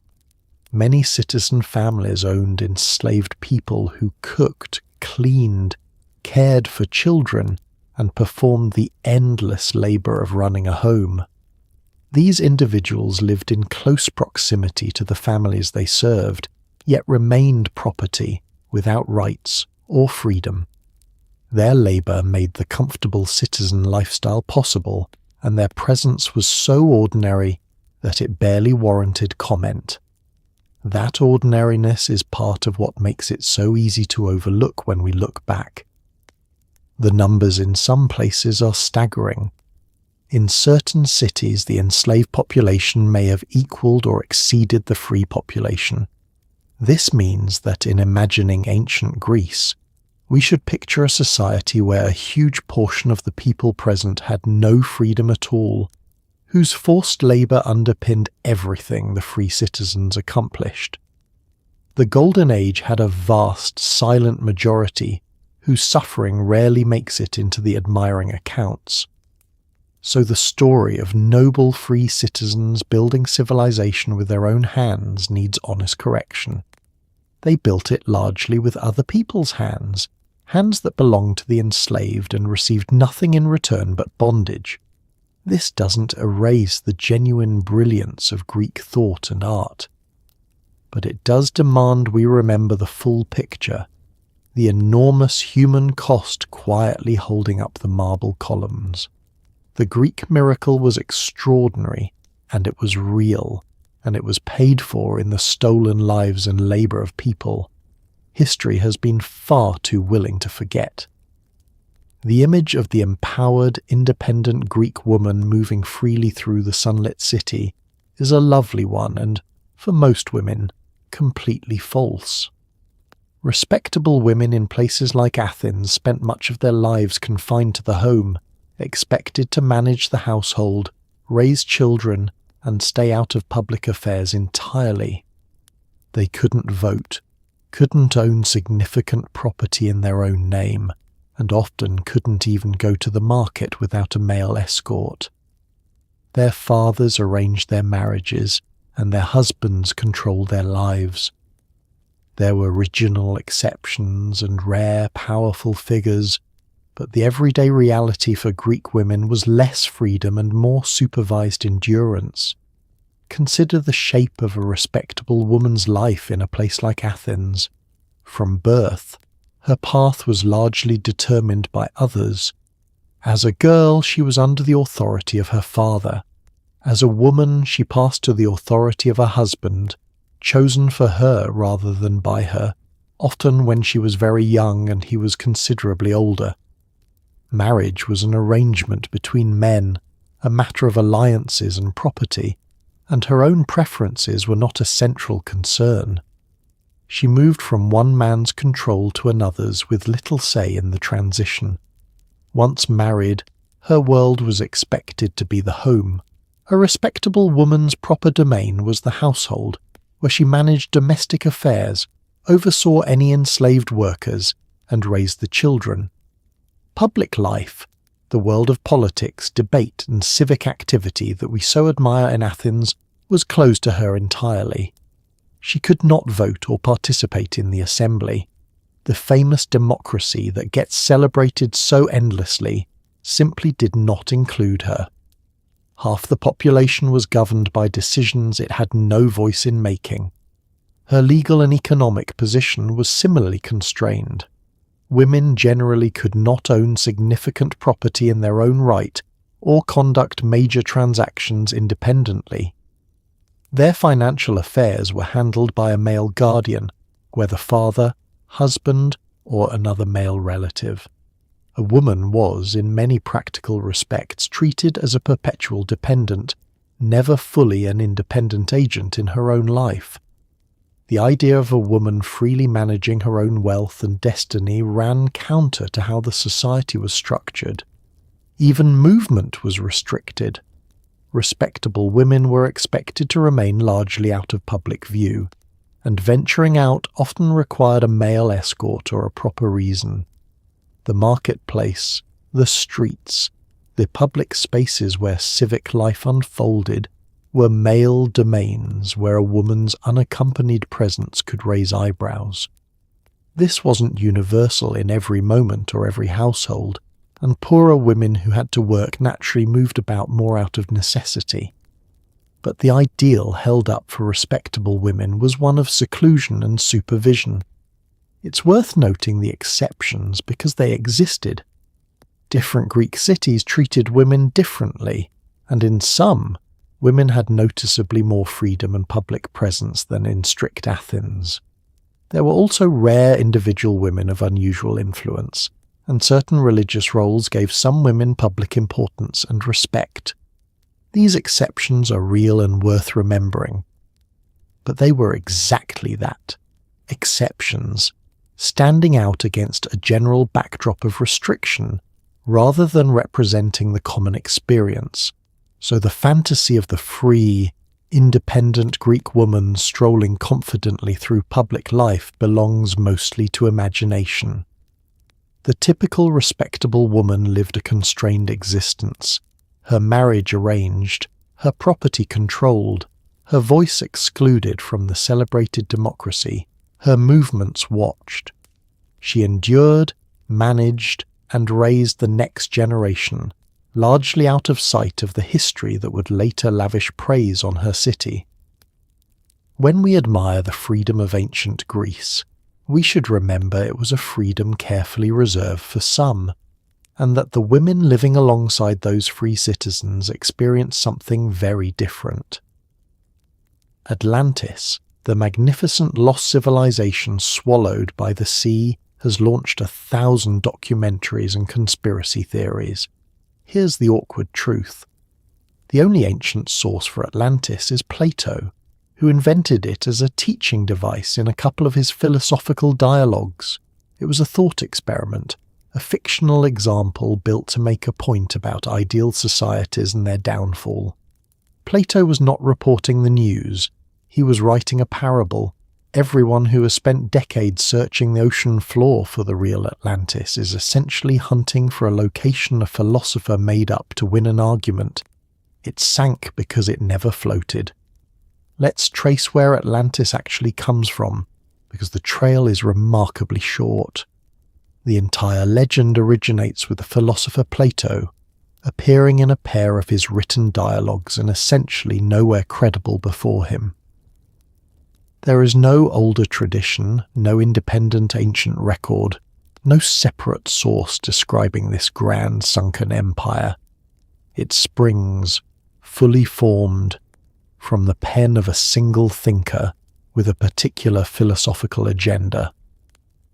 When your only source for a supposedly historical civilization is one philosopher's illustrative story that should give you pause, and the context makes Plato's purpose fairly clear, he was not writing history. He was exploring ideas about the ideal state, about virtue and corruption, about how societies rise and fall. Atlantis, in his telling, functions as a cautionary example, a once great and powerful civilization that grew arrogant and corrupt and was ultimately destroyed. It's a moral and philosophical device, a vivid story crafted to illustrate abstract points about politics and human nature. The dramatic destruction underscores the lesson. This is the toolkit of a philosopher teaching, not a historian recording. Plato used invented examples and imagined scenarios throughout his work as a matter of course. Constructing a hypothetical society to examine an idea was entirely normal for him. Atlantis fits neatly into this pattern, an elaborate thought experiment given enough detail to feel real and serve its purpose within the argument. The vividness that makes it so seductive to us was a feature of good storytelling in service of philosophy, not evidence of a genuine lost world. Yet the story escaped its original purpose and took on a life of its own. Over the centuries, and especially in more recent times, Atlantis was seized upon by people eager to believe in a real lost civilization, and it grew into an enormous mythology all its own. Countless theories have placed it in every corner of the globe. Expeditions have searched for its ruins. It has been tied to speculation of every kind. All of this rests on treating a philosopher's teaching tool as a factual report, which is a bit like mounting a serious expedition to find a location from a fable, because the storyteller described it convincingly. It's worth appreciating the irony here. Plato was making a point about how even great and powerful societies can fall into corruption and be destroyed, a warning about pride and moral decay. Instead of absorbing that lesson, generations of enthusiasts fixated on the fictional setting and went looking for it on maps and beneath the waves. The container captured all the attention, while the actual message inside was largely ignored. People wanted the lost city to be real far more than they wanted the philosophical warning it was designed to deliver. So the truth about Atlantis is almost disappointingly simple. It was never a real place. It was an idea, carefully constructed by one philosopher to make an argument, and then mistaken for history by everyone who found the tale too compelling to let go. The great sunken empire that has fueled endless searching and speculation began and ended in the imagination of a single thinker. It didn't sink beneath the ocean, it only ever existed on the page. Every student learns the Pythagorean theorem and dutifully credits Pythagoras. The Babylonians, however, were using the same mathematical relationship more than 1,000 years before he was born. Pythagoras did not discover it, though his followers may have helped prove and popularize it. Even stranger, the man himself was less a tidy mathematician, and more the leader of a secretive religious cult with intensely bizarre rules, including a legendary prohibition against eating beans that his followers took very seriously. So the calm father of geometry in your textbook was, in real life, a mystical guru with a mysterious grudge against legumes. History rounded him off considerably. Let's deal with the theorem first, since it bears his name. The relationship it describes, connecting the sides of a right triangle, was known and used long before Pythagoras came along. Ancient Babylonian mathematicians were working with this exact relationship more than 1,000 years earlier, as surviving clay tablets demonstrate. Other ancient cultures understood and applied it as well. The knowledge was already out in the world, being used by people who had never heard of the man who would eventually be given all the credit. He inherited it. He didn't invent it. What Pythagoras and his followers may have contributed was more about proof and promotion than discovery. Where earlier peoples used the relationship practically, the tradition associated with Pythagoras may have helped develop a more formal demonstration of why it was true, and certainly helped cement it in the Greek mathematical tradition that later shaped Western learning. So his name became attached less because he found the idea, and more because his intellectual movement carried it forward and got the historical spotlight. Credit, as often happens, flowed to the memorable name rather than the original source. But the truly fascinating part is who Pythagoras actually was, because the tidy mathematician of the classroom bears little resemblance to the real figure. Pythagoras led what was essentially a religious and philosophical cult, a secretive community bound by mystical beliefs and strict rules of living. His followers were devoted to a whole way of life centered on his teachings, which mingled mathematics with spirituality, numerology, and ideas about the soul. Numbers, to them, were not just tools but sacred, mystical things carrying deep cosmic significance. This was a movement with the intensity of a religion, not a math department, and the rules this community lived by were genuinely strange. The most famous is the prohibition against eating beans, which the followers reportedly took with complete seriousness, for reasons that remain debated and were possibly tied to mystical or symbolic beliefs. There were other peculiar prohibitions and rituals as well, governing behavior in ways that had nothing to do with geometry. The picture that emerges is not a serene scholar at a desk, but a charismatic spiritual leader, presiding over a devoted community with elaborate and eccentric customs. There are even legends, impossible to verify, that hint at how far the devotion and secrecy went, including dark stories about the fate of those who revealed the group's secrets. Whether or not every tale is true, they reflect the reputation of the Pythagoreans as an intense, secretive, and thoroughly unusual sect. This is a long way from the harmless figure a textbook conjures when it introduces the theorem, a man reduced over time to a single tidy mathematical fact. So the calm father of geometry is largely a historical simplification.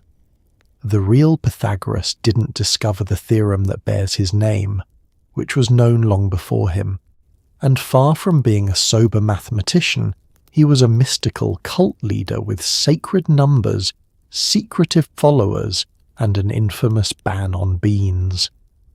History smoothed all of this away, keeping the triangle and quietly discarding the strange, fascinating man. The theorem is real and useful. The story we attach to it is mostly a convenient fiction. We treat Greek theatre as the pinnacle of serious, elevated art, all noble tragedy and profound reflection on the human condition. The tragedies were genuinely brilliant.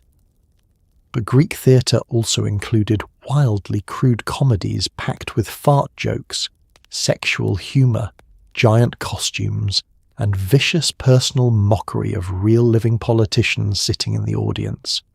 Crowds were loud, opinionated, and known to jeer performances they disliked. Attending the theatre was closer to a raucous public festival than a hushed evening at the opera. The Greeks could soar to the heights of tragedy, and then, an hour later, cheerfully enjoy a play built almost entirely around insults as bodily functions. Let's honour the tragedies first, because they earned their reputation. Greek tragic drama tackled enormous themes: fate, justice, suffering, the relationship between mortals and gods, and did so with a depth and power that still moves audiences thousands of years later. These plays were performed at grand religious festivals, taken seriously as both art and civic event, and produced by writers whose work would echo through all of Western literature. When we picture Greek theatre as profound, we're not wrong about this half of it. The tragedies really were magnificent, but the same festivals that staged those solemn tragedies also staged comedies, and the comedies were something else entirely. Greek comedy was crude, raucous, and gleefully vulgar. It featured jokes about bodily functions, plenty of sexual humour, and absurd, exaggerated situations designed to make a packed crowd roar with laughter. Actors wore ridiculous padded costumes, sometimes with oversized comic features, and the whole affair was more interested in provoking belly laughs than quiet contemplation. This was not refined entertainment. It was proudly, deliberately lowbrow. The comedies were also savagely political in the most personal way imaginable. Playwrights openly mocked real, living public figures by name, ridiculing prominent politicians and other well-known Athenians, sometimes while those very people sat in the audience. Imagine attending a show where the entertainment consisted of brutal, specific mockery of the city's leaders, performed to their faces before a crowd of thousands. It was a form of public roasting elevated to an art form, and the audience loved it. Nothing about it was gentle or reverent, and the crowds themselves were nothing like a hushed modern theatre audience. Greek theatre-goers were loud, expressive, and unafraid to make their opinions known. They cheered performances they enjoyed and jeered ones they didn't. A play that failed to please could be met with vocal displeasure from a large and unrestrained crowd. Attending the theatre was a communal, participatory experience, closer to a boisterous public gathering than a solemn cultural pilgrimage. People reacted in real time, and their reactions were part of the event. It helps to see the whole thing as a festival rather than a polite artistic evening. These performances took place as part of large public celebrations, drawing enormous crowds for days of drama that swung between profound tragedy and outrageous comedy. You might watch a devastating tragic play exploring the depths of human suffering, and not long after, howl with laughter at a crude comedy mocking the man who ran the city. The range was enormous, and the Greeks embraced all of it without embarrassment. So the image of Greek theatre as uniformly elevated high art is only half the story, and the more flattering half at that. Alongside the towering tragedies sat comedies full of vulgarity, absurdity, and merciless personal ridicule, performed for rowdy crowds who talked back. The Greeks understood something we sometimes forget, that a culture can reach for the profound and the ridiculous at the same time. They wrote some of the most serious drama in history, and at the very same festivals, laughed themselves silly at fart jokes aimed at their own leaders. Both were theatre, both were Greek. Only one made it into the flattering portrait. Ancient Greece is often celebrated as the birthplace of reason, where logic finally triumphed over superstition. In daily life, the Greeks were deeply, thoroughly superstitious. They consulted oracles before wars, read omens in the flight of birds, sacrificed animals to interpret their entrails, and refused to make major decisions on unlucky days. Even the great thinkers took prophecy and divine signs seriously. Reason was a magnificent new tool they were developing, but it sat right alongside a firm belief that a sneeze at the wrong moment could doom an entire expedition. The rational Greek and the superstitious Greek were usually the exact same person. Let's acknowledge the real achievement because it matters. The Greeks genuinely did pioneer new ways of thinking, developing logic, philosophy, and the beginnings of scientific reasoning. Certain thinkers began asking what the world was made of and how it worked, seeking natural explanations rather than purely divine ones. This was a profound and lasting contribution, the early stirrings of a rational tradition that would eventually reshape human understanding. When we credit Greece as a birthplace of reason, there's solid truth behind it.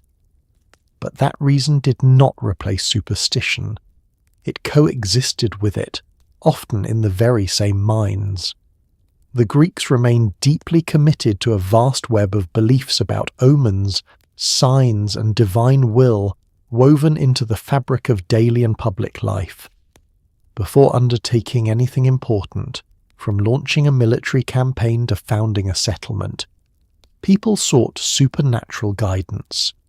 The rational impulse to investigate the world lived side by side with a firm conviction that the gods sent signs and that ignoring them was folly.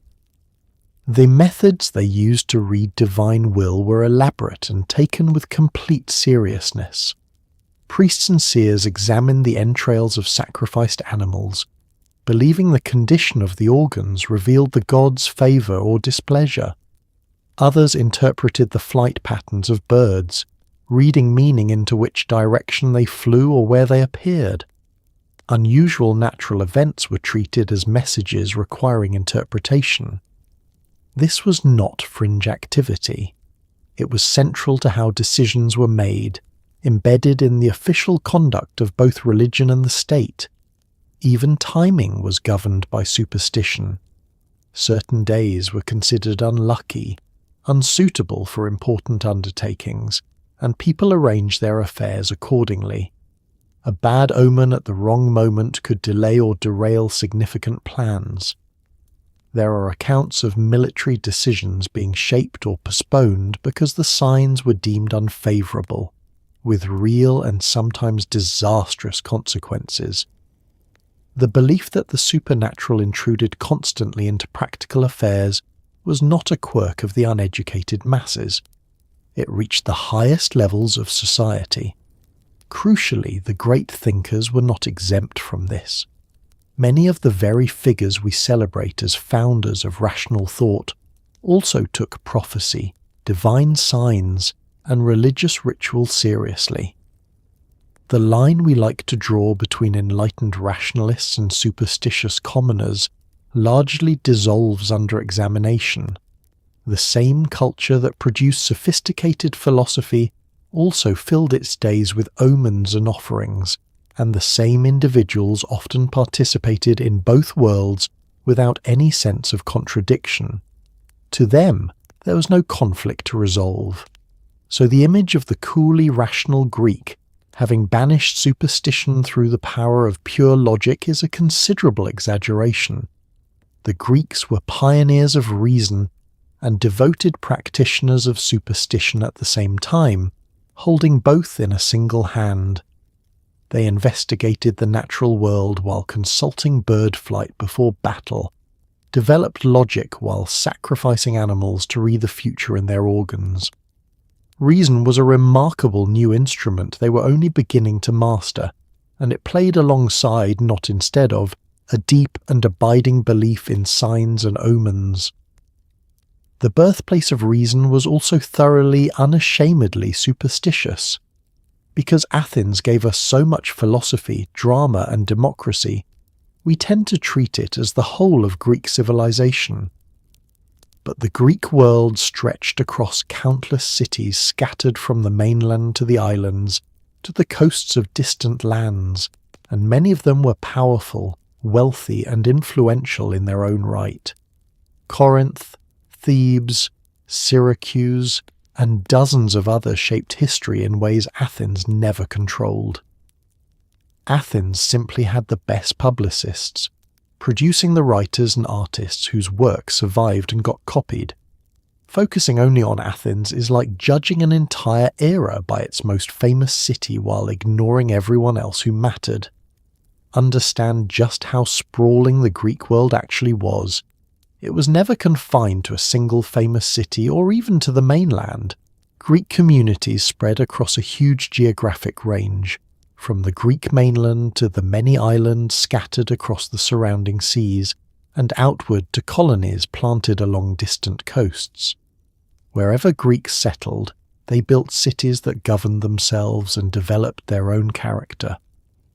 Athens was one city among a vast constellation of them. Prominent, yes, but far from alone and far from representative of the whole. Many of these other cities were formidable in their own right.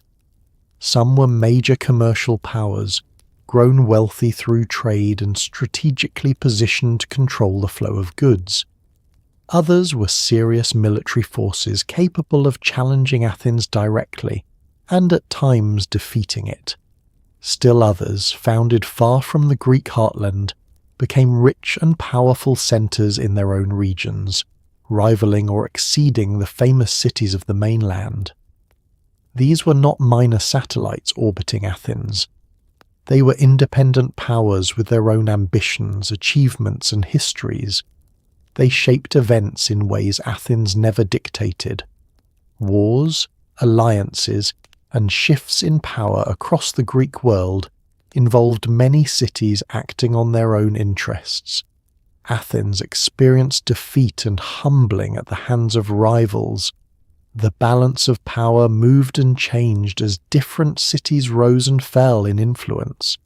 To tell the story of Greece as if it were simply the story of Athens is to miss most of the actual drama, the competition and conflict among many players that truly drove the history of the era. So why does Athens dominate our picture so completely? Largely because of what survived. Athens produced an extraordinary concentration of writers, playwrights, philosophers, and artists whose works were preserved, copied, and studied across the centuries that followed. When later generations looked back, they saw the era largely through Athenian eyes, because Athenian voices were the ones that came down to them most fully. The city had, in effect, the best documentation and the loudest surviving witnesses, and history naturally favoured the story that was best recorded. This creates a serious distortion. It's a bit like judging a whole diverse period by the output of its single most prolific and celebrated city, while the equally real contributions of everyone else fade into the background simply because less of their work survived. The other cities had their own thinkers, their own artists, their own significance, but without the same flood of preserved material to speak for them, they slipped into the shadow of Athens. Survival of the record, not superiority of the place, shaped what we remember. So resist the instinct to let Athens stand in for all of Greece. It was a remarkable city that produced a stunning amount of what we treasure. But it was one player among many in a vast and varied world. Powerful rivals, wealthy trading centres, and distant colonies all shaped Greek history alongside it, and sometimes against it. To understand ancient Greece, you have to look past its most famous city to the crowded, competitive world surrounding it, where much of the real story unfolded among the many voices that history simply happened to record less well. Greek warfare is often painted as noble and orderly, rows of gleaming warriors clashing with honour. The actual experience of a hoplite battle was terror wrapped in chaos. soldiers packed into a tight formation called a phalanx and essentially shoved forward into the enemy in a crushing, suffocating scrum of shields and spears. Men were trampled, stabbed in the crush, and sometimes suffocated standing upright, unable to fall. It was less a graceful duel and more a deadly rugby scrum with blades. The glory came afterward, in the poems. In the moment it was mud, screaming, and the very real chance of dying without ever swinging cleanly. Let's understand the phalanx, the formation at the heart of Greek land warfare. It was a dense block of heavily armed infantry, each man carrying a large round shield and a long spear, packed shoulder to shoulder in tight ranks. Crucially, each soldier's shield helped protect not only himself, but the man beside him, which meant the whole formation depended on everyone holding together.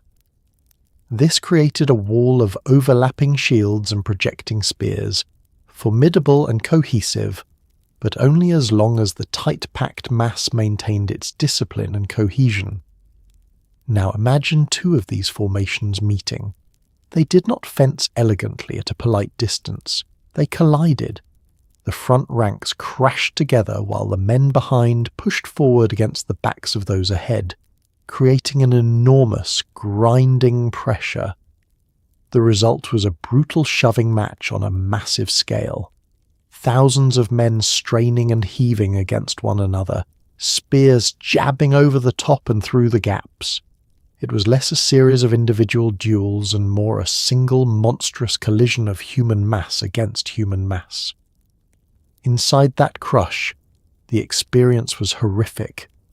Men were pressed so tightly they could barely move, packed into a heaving, sweating, screaming mass. Soldiers were stabbed in the confusion, trampled if they fell, and in the worst cases some may have been crushed or suffocated while still upright, unable even to collapse in the press of bodies. Dust and noise and terror filled everything. Vision was limited, coordination nearly impossible beyond simply pushing and stabbing and trying not to go down. This was not a stage for graceful heroics. It was an ordeal of raw pressure and panic. The armour and weapons, while protective, added their own misery. Heavy shields and equipment were exhausting to carry and fight with, especially in the heat and chaos of the crush. Fatigue set in quickly. Fear was constant. The man beside you might fall, opening a gap that endangered everyone. The whole terrible arithmetic of the phalanx meant that survival depended on the formation holding, and the formation holding depended on frightened, exhausted men continuing to push forward into a nightmare rather than break and run. When formations did break, the killing often became worse, not better. A collapsing phalanx meant men turning to flee, exposed and vulnerable, cut down as they ran. The neat picture of orderly ranks dissolved into a rout, with the real slaughter frequently happening as one side broke and the other pursued.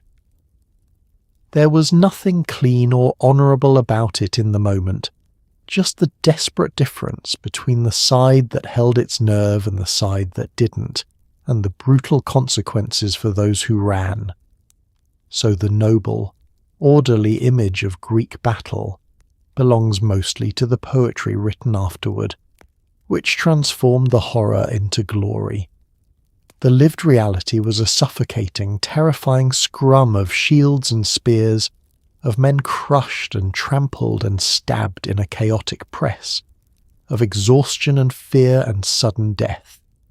The courage was real, arguably more real for how awful the experience was, but it was not graceful. It was mud and screaming and the crushing weight of thousands of desperate men, dressed up as glory only once the survivors sat down to sing about it. The Greeks are frequently credited as the sole geniuses who conjured Western civilization out of nothing. In reality, they were enthusiastic and brilliant borrowers. Their alphabet came from the Phoenicians. Much of their early mathematics and astronomy drew on Egyptian and Babylonian knowledge. Their art, architecture and religious ideas absorbed influences from across the Mediterranean and the Near East. This does not diminish their achievements, because what they did with those borrowed pieces was extraordinary. But the story of Greece as a lone spark in the darkness is a flattering simplification. They stood on the shoulders of older civilizations and then reached higher than anyone expected. Start with something as fundamental as their alphabet, the basis of all that celebrated Greek literature and philosophy. The Greeks did not invent writing from scratch.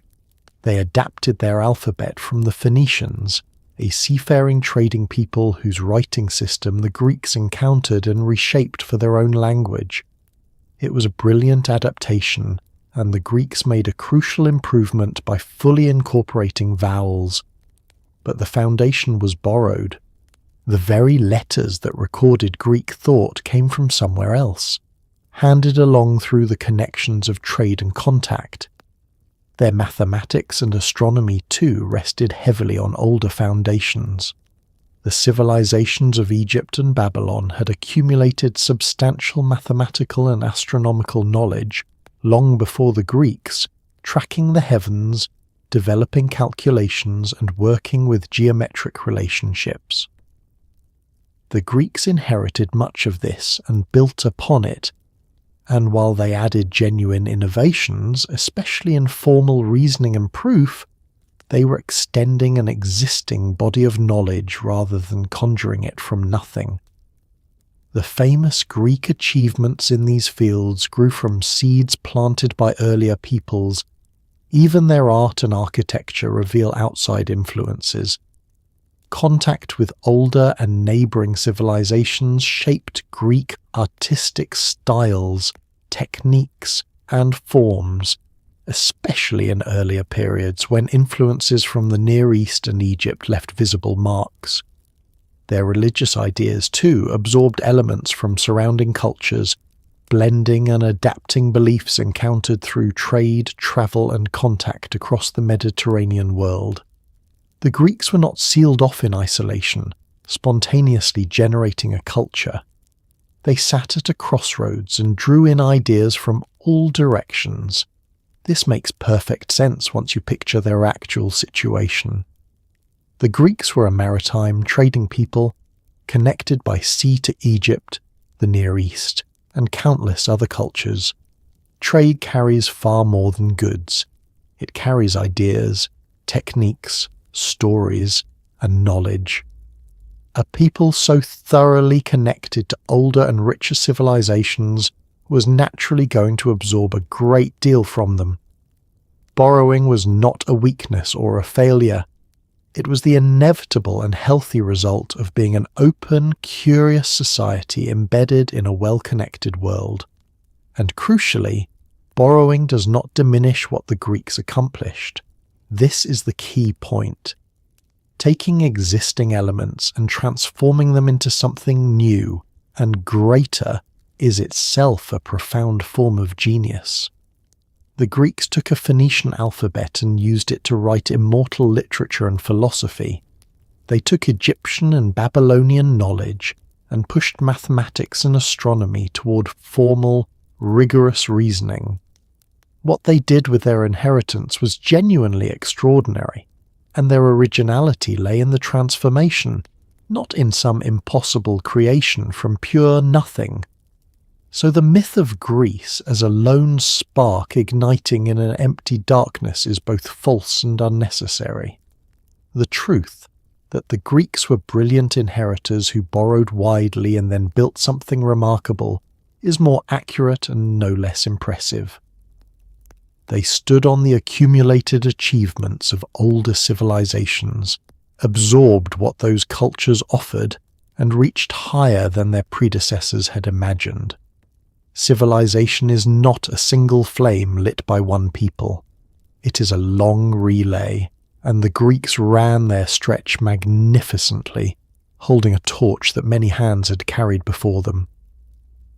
The Parthenon sits in our imagination as it looks today, a majestic bleached ruin against a blue sky, and we assume it always looked roughly like that. It did not.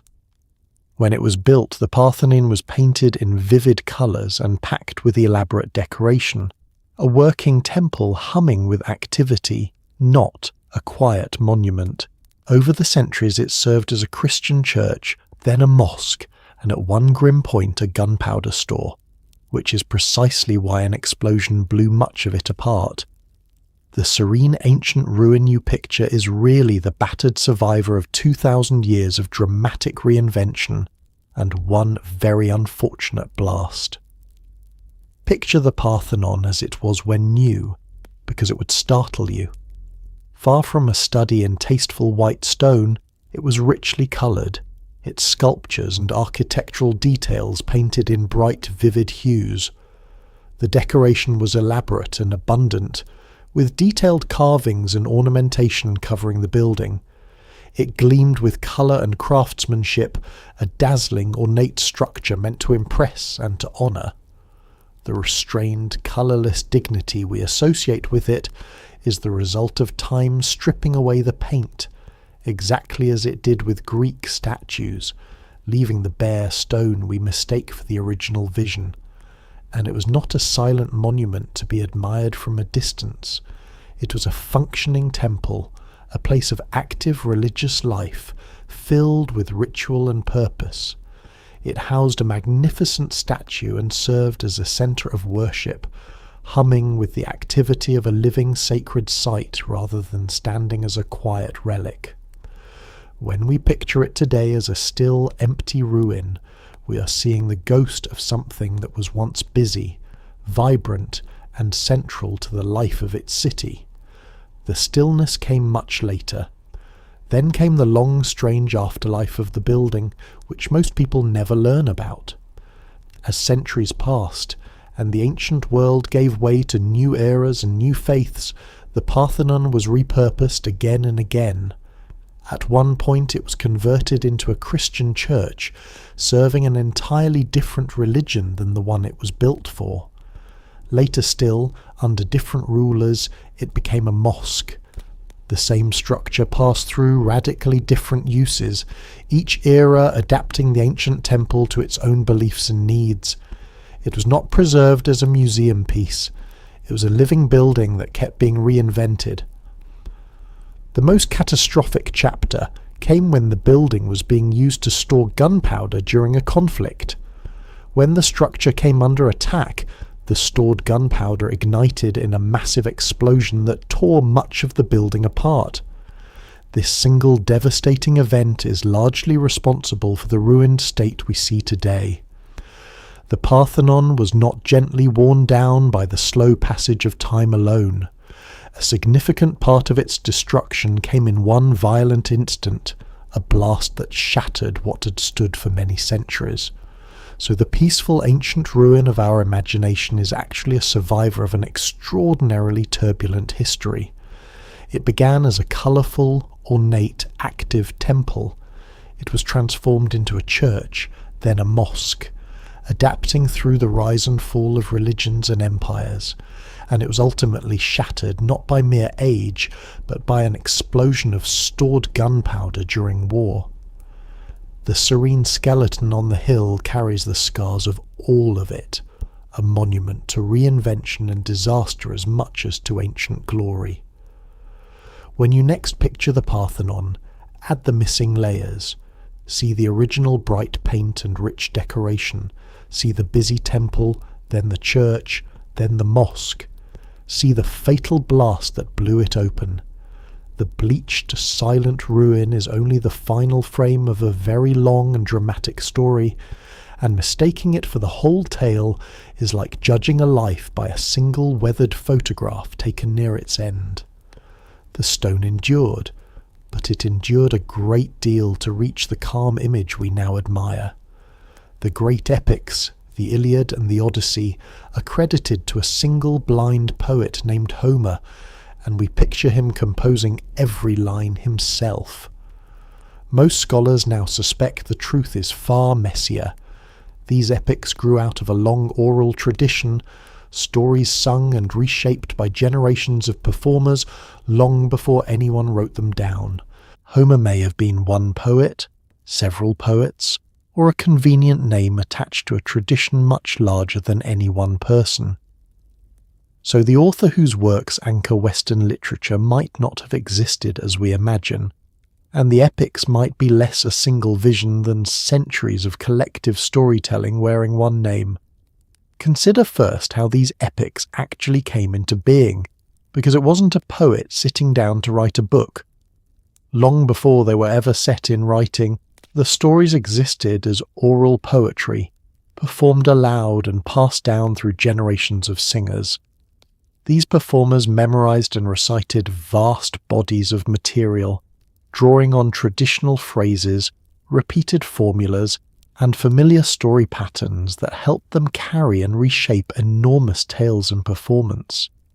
The epics lived in the voice and the memory of a whole tradition long before they lived on any page.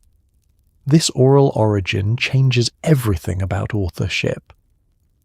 In a tradition passed down and performed over generations, each singer could shape and adjust the material, adding, refining, and reworking as they went.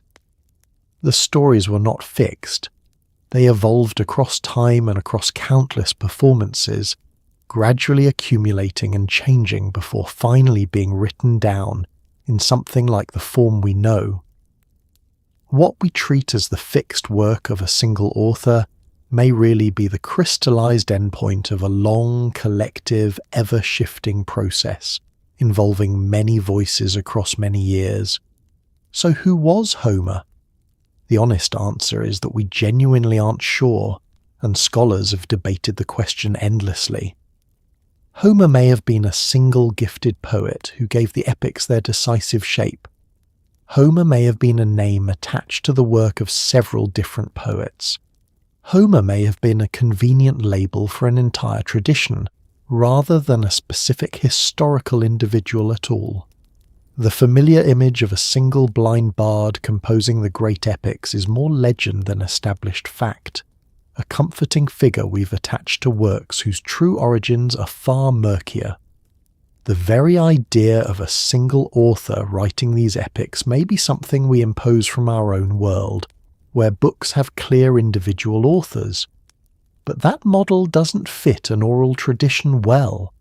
Trying to identify the one person who wrote the epics may be asking the wrong question entirely, like searching for the single author of a folk song that has been sung and reshaped by countless people over generations.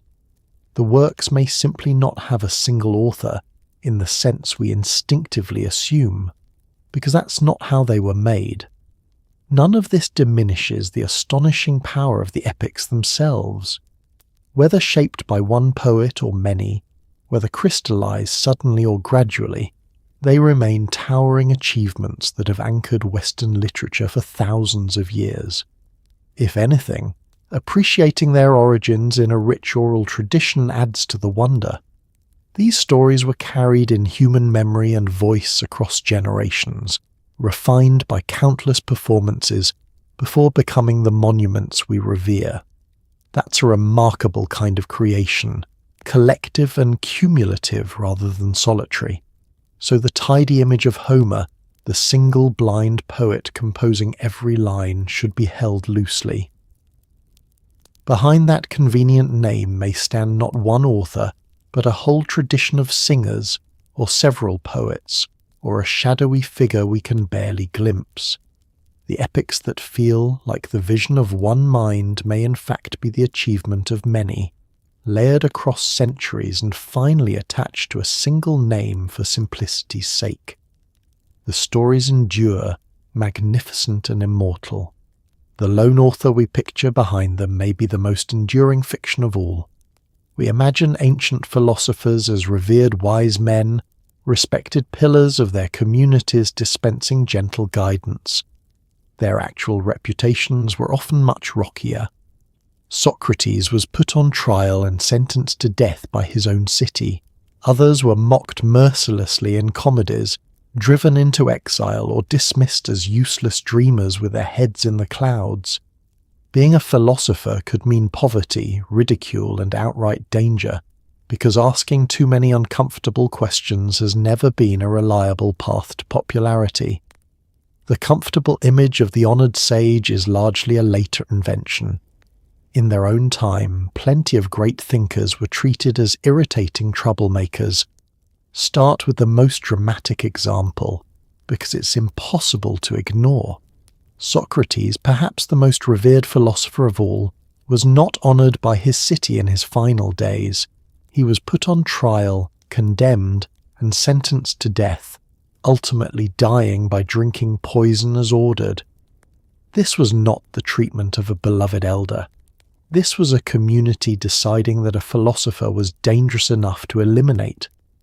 The man we place at the very foundation of Western philosophy was executed by his own people, which rather complicates the image of the cherished, respected sage. And Socrates was not simply misunderstood at the end. During his life, he was also a figure of ridicule. He was mocked openly in comedy, portrayed as an absurd character with ridiculous ideas, held up for public laughter before large festival crowds. The thinker we treat with such reverence was, to many of his contemporaries, a fitting target for jokes. That gap between how his own era often saw him and how history came to venerate him is enormous, and it's a pattern that repeats with other philosophers as well. Other thinkers faced their own hardships and hostility. Some were driven into exile, forced to leave their homes because their ideas or associations made them unwelcome or endangered. Some faced accusations that threatened their safety. Philosophy could be a risky business because questioning established beliefs, challenging powerful people, and probing uncomfortable truths tends to make enemies. A thinker who unsettled the wrong people could find himself in real danger, not gently honoured for his wisdom, but actively persecuted for it. Even short of exile or execution, many philosophers were simply not taken seriously by ordinary people. To a practical population busy with the hard work of daily life, a man devoted to abstract speculation could seem useless, a dreamer with his head in the clouds contributing nothing tangible. There's a strand of mockery in the ancient world aimed exactly at this, the impractical thinker so lost in lofty thoughts that he stumbles over the realities right in front of him. Far from universal respect, philosophers often met with dismissal or contempt from those who saw no point in what they did. Poverty was another common companion. Devoting one's life to thought rather than to a productive trade could mean a precarious existence, and not every philosopher enjoyed wealth or comfortable patronage. The romantic image of the serene sage, secure and admired, doesn't match the harder reality many of them faced, scraping by, mocked, or endangered because they had chosen a life of questioning over a life of practical earning. It was for many a difficult and unglamorous path, so the comfortable picture of ancient philosophers as universally beloved wise men is largely a flattering creation of later ages that inherited and treasured their ideas. In their own time, these thinkers were often ridiculed, exiled, impoverished, dismissed as useless, or, in the most famous case, executed. Their reverence came mostly after their deaths, once their ideas had proven their worth, and the discomfort they caused their contemporaries had faded from memory. In life, asking hard questions made many of them not honoured elders but unwelcome troublemakers, which is perhaps the truest testament to how genuinely challenging their thinking was. Modern wellness culture loves to imagine the ancient Greeks thriving on a vibrant Mediterranean diet, all fresh fish, colourful vegetables, and glistening olive oil. The everyday reality was considerably blander. Most Greeks lived on barley, usually in the form of a dense porridge or coarse bread, supplemented by olives, cheese, onions, and whatever else was cheap and available. Meat was a rare luxury. mostly tied to religious sacrifices. Wine was common but almost always watered down, since drinking it straight was considered the behaviour of barbarians. It kept people alive, and it was reasonably nutritious, but it was a diet built on repetition and thrift, not gourmet abundance. Let's start with the true staple, which was grain, not the colourful spread of modern imagination. The foundation of the ordinary Greek diet was barley, prepared as a dense porridge or made into coarse bread. This was the bulk of what most people ate day after day, the reliable base that filled stomachs and provided energy. It was not exciting, it was not varied. It was the same fundamental grain in similar forms, the unglamorous cornerstone of daily eating for the vast majority of the population. Picture repetition rather than variety, sustenance rather than delight. Around this grain, core clustered a modest supporting cast of cheap available foods. Olives and olive oil were genuinely central, one place where the romantic image holds up. Cheese, onions, and other simple vegetables and legumes rounded out the typical fare, along with whatever else was affordable and in season. This was honest, plain food, the diet of people who ate to live and could not afford to be extravagant. It had real nutritional value, but it was defined by simplicity and thrift, not by abundance or culinary flourish. Meat, so often imagined as part of a rich ancient feast, was actually a rare treat for most people. It was expensive and not a regular part of the ordinary diet. Much of the meat that ordinary Greeks did eat came in connection with religious sacrifices, where animals were offered to the gods and the meat then distributed and consumed. So eating meat was often tied to special religious occasions rather than being an everyday indulgence. For the average person, a meal centred on meat was an event, not a routine, a departure from the usual grain and olives. Fish had its place, particularly for those near the coast, but it too was not the endless bounty of modern fantasy for most people. Availability and cost shaped what landed on the table, and the poorer majority made do with the cheap and the plentiful, rather than dining on a lavish variety of seafood. The image of Greeks casually enjoying abundant fresh fish flattens the real economic constraints that governed ordinary eating. Most people ate simply because simple was what they could afford. Then there was wine, ubiquitous, but not consumed the way you might assume. Wine was a common part of Greek life, but drinking it undiluted was frowned upon, associated with barbarism and excess. Proper practice was to mix wine with water, often heavily, so that what people actually drank was a watered-down version rather than full-strength wine. This was considered the civilized way to consume it. The picture of Greeks indulging in rich, potent wine misunderstands their custom entirely. They watered it down and looked down on those who didn't. So the fashionable image of the ancient Greek thriving on a vibrant, varied, health-conscious Mediterranean diet needs a serious trim. The everyday reality was dense barley porridge and coarse bread, olives and oil, cheese and onions, rare meat mostly tied to sacrifice, and watered wine. It was plain, repetitive, and built around thrift and availability. This isn't to say it was unhealthy, it was reasonably nourishing, but it was a world away from the colourful gourmet abundance we like to project backward. Most Greeks ate the same simple foods over and over, and considered themselves fortunate to have them. Finally, there's the grand myth that ancient Greece simply appeared in a burst of genius, shone for a glorious moment, and then vanished into history, leaving only ruins behind. The real story is slower and more connected. Greek civilization grew out of older cultures, developed over many centuries, and never truly disappeared so much as transformed and spread. Its ideas were absorbed by the Romans, carried through the Byzantine world, preserved by scholars across other cultures, and eventually rediscovered to reshape all of Western thought. Greece did not flash and fade like a firework. It seeped into everything that came after, quietly, permanently, and it is still shaping the way you think tonight.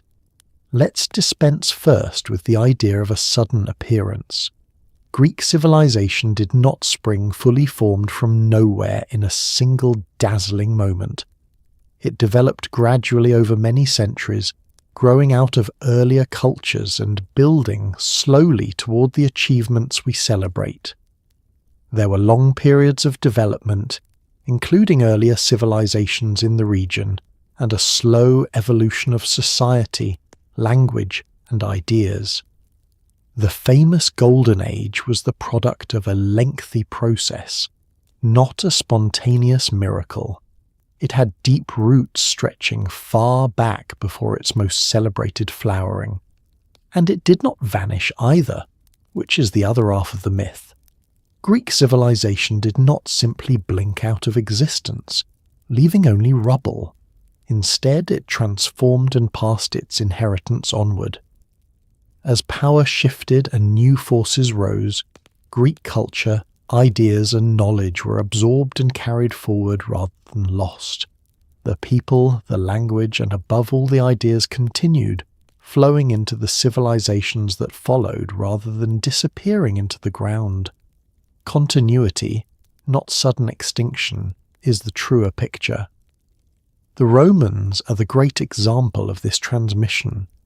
Rome admired Greek civilization enormously and absorbed vast amounts of it, from philosophy and art to religious ideas and literature. As Rome rose and spread, it carried Greek influence across an enormous territory, preserving and transmitting it far beyond the Greek world's original bounds. Far from vanishing, Greek thought found a powerful new vehicle. It rode Roman expansion outward, embedding itself in the foundations of a civilization that would shape the future of an entire continent and beyond. The transmission continued well past Rome too. Greek knowledge and texts were preserved and studied in the Byzantine world for centuries, kept alive when they might otherwise have been lost. Scholars in other cultures also preserved, translated and built upon Greek learning, safeguarding it through eras when it might have vanished from the West entirely.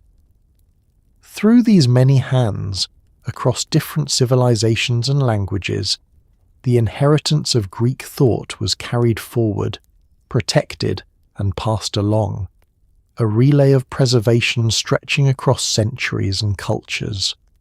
Eventually, this preserved inheritance came roaring back to reshape Western thought.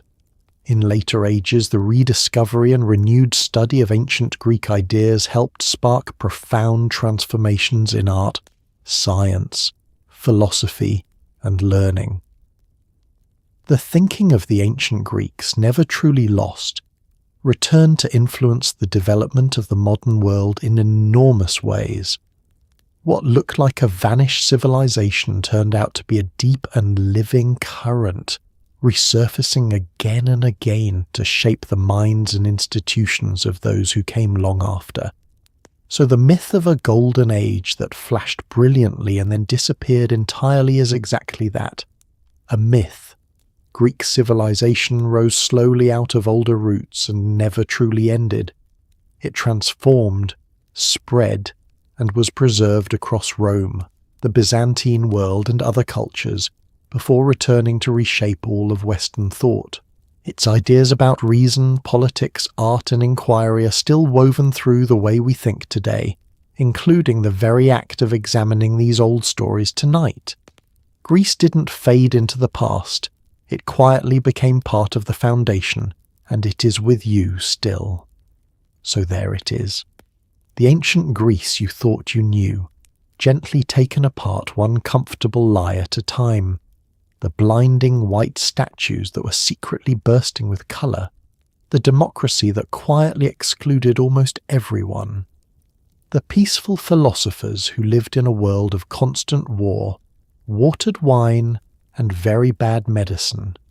The gods behaving badly, the Spartans terrified of their own workforce, the wise men mocked and exiled, and in one famous case handed a cup of poison by the very city that would later be remembered for its wisdom.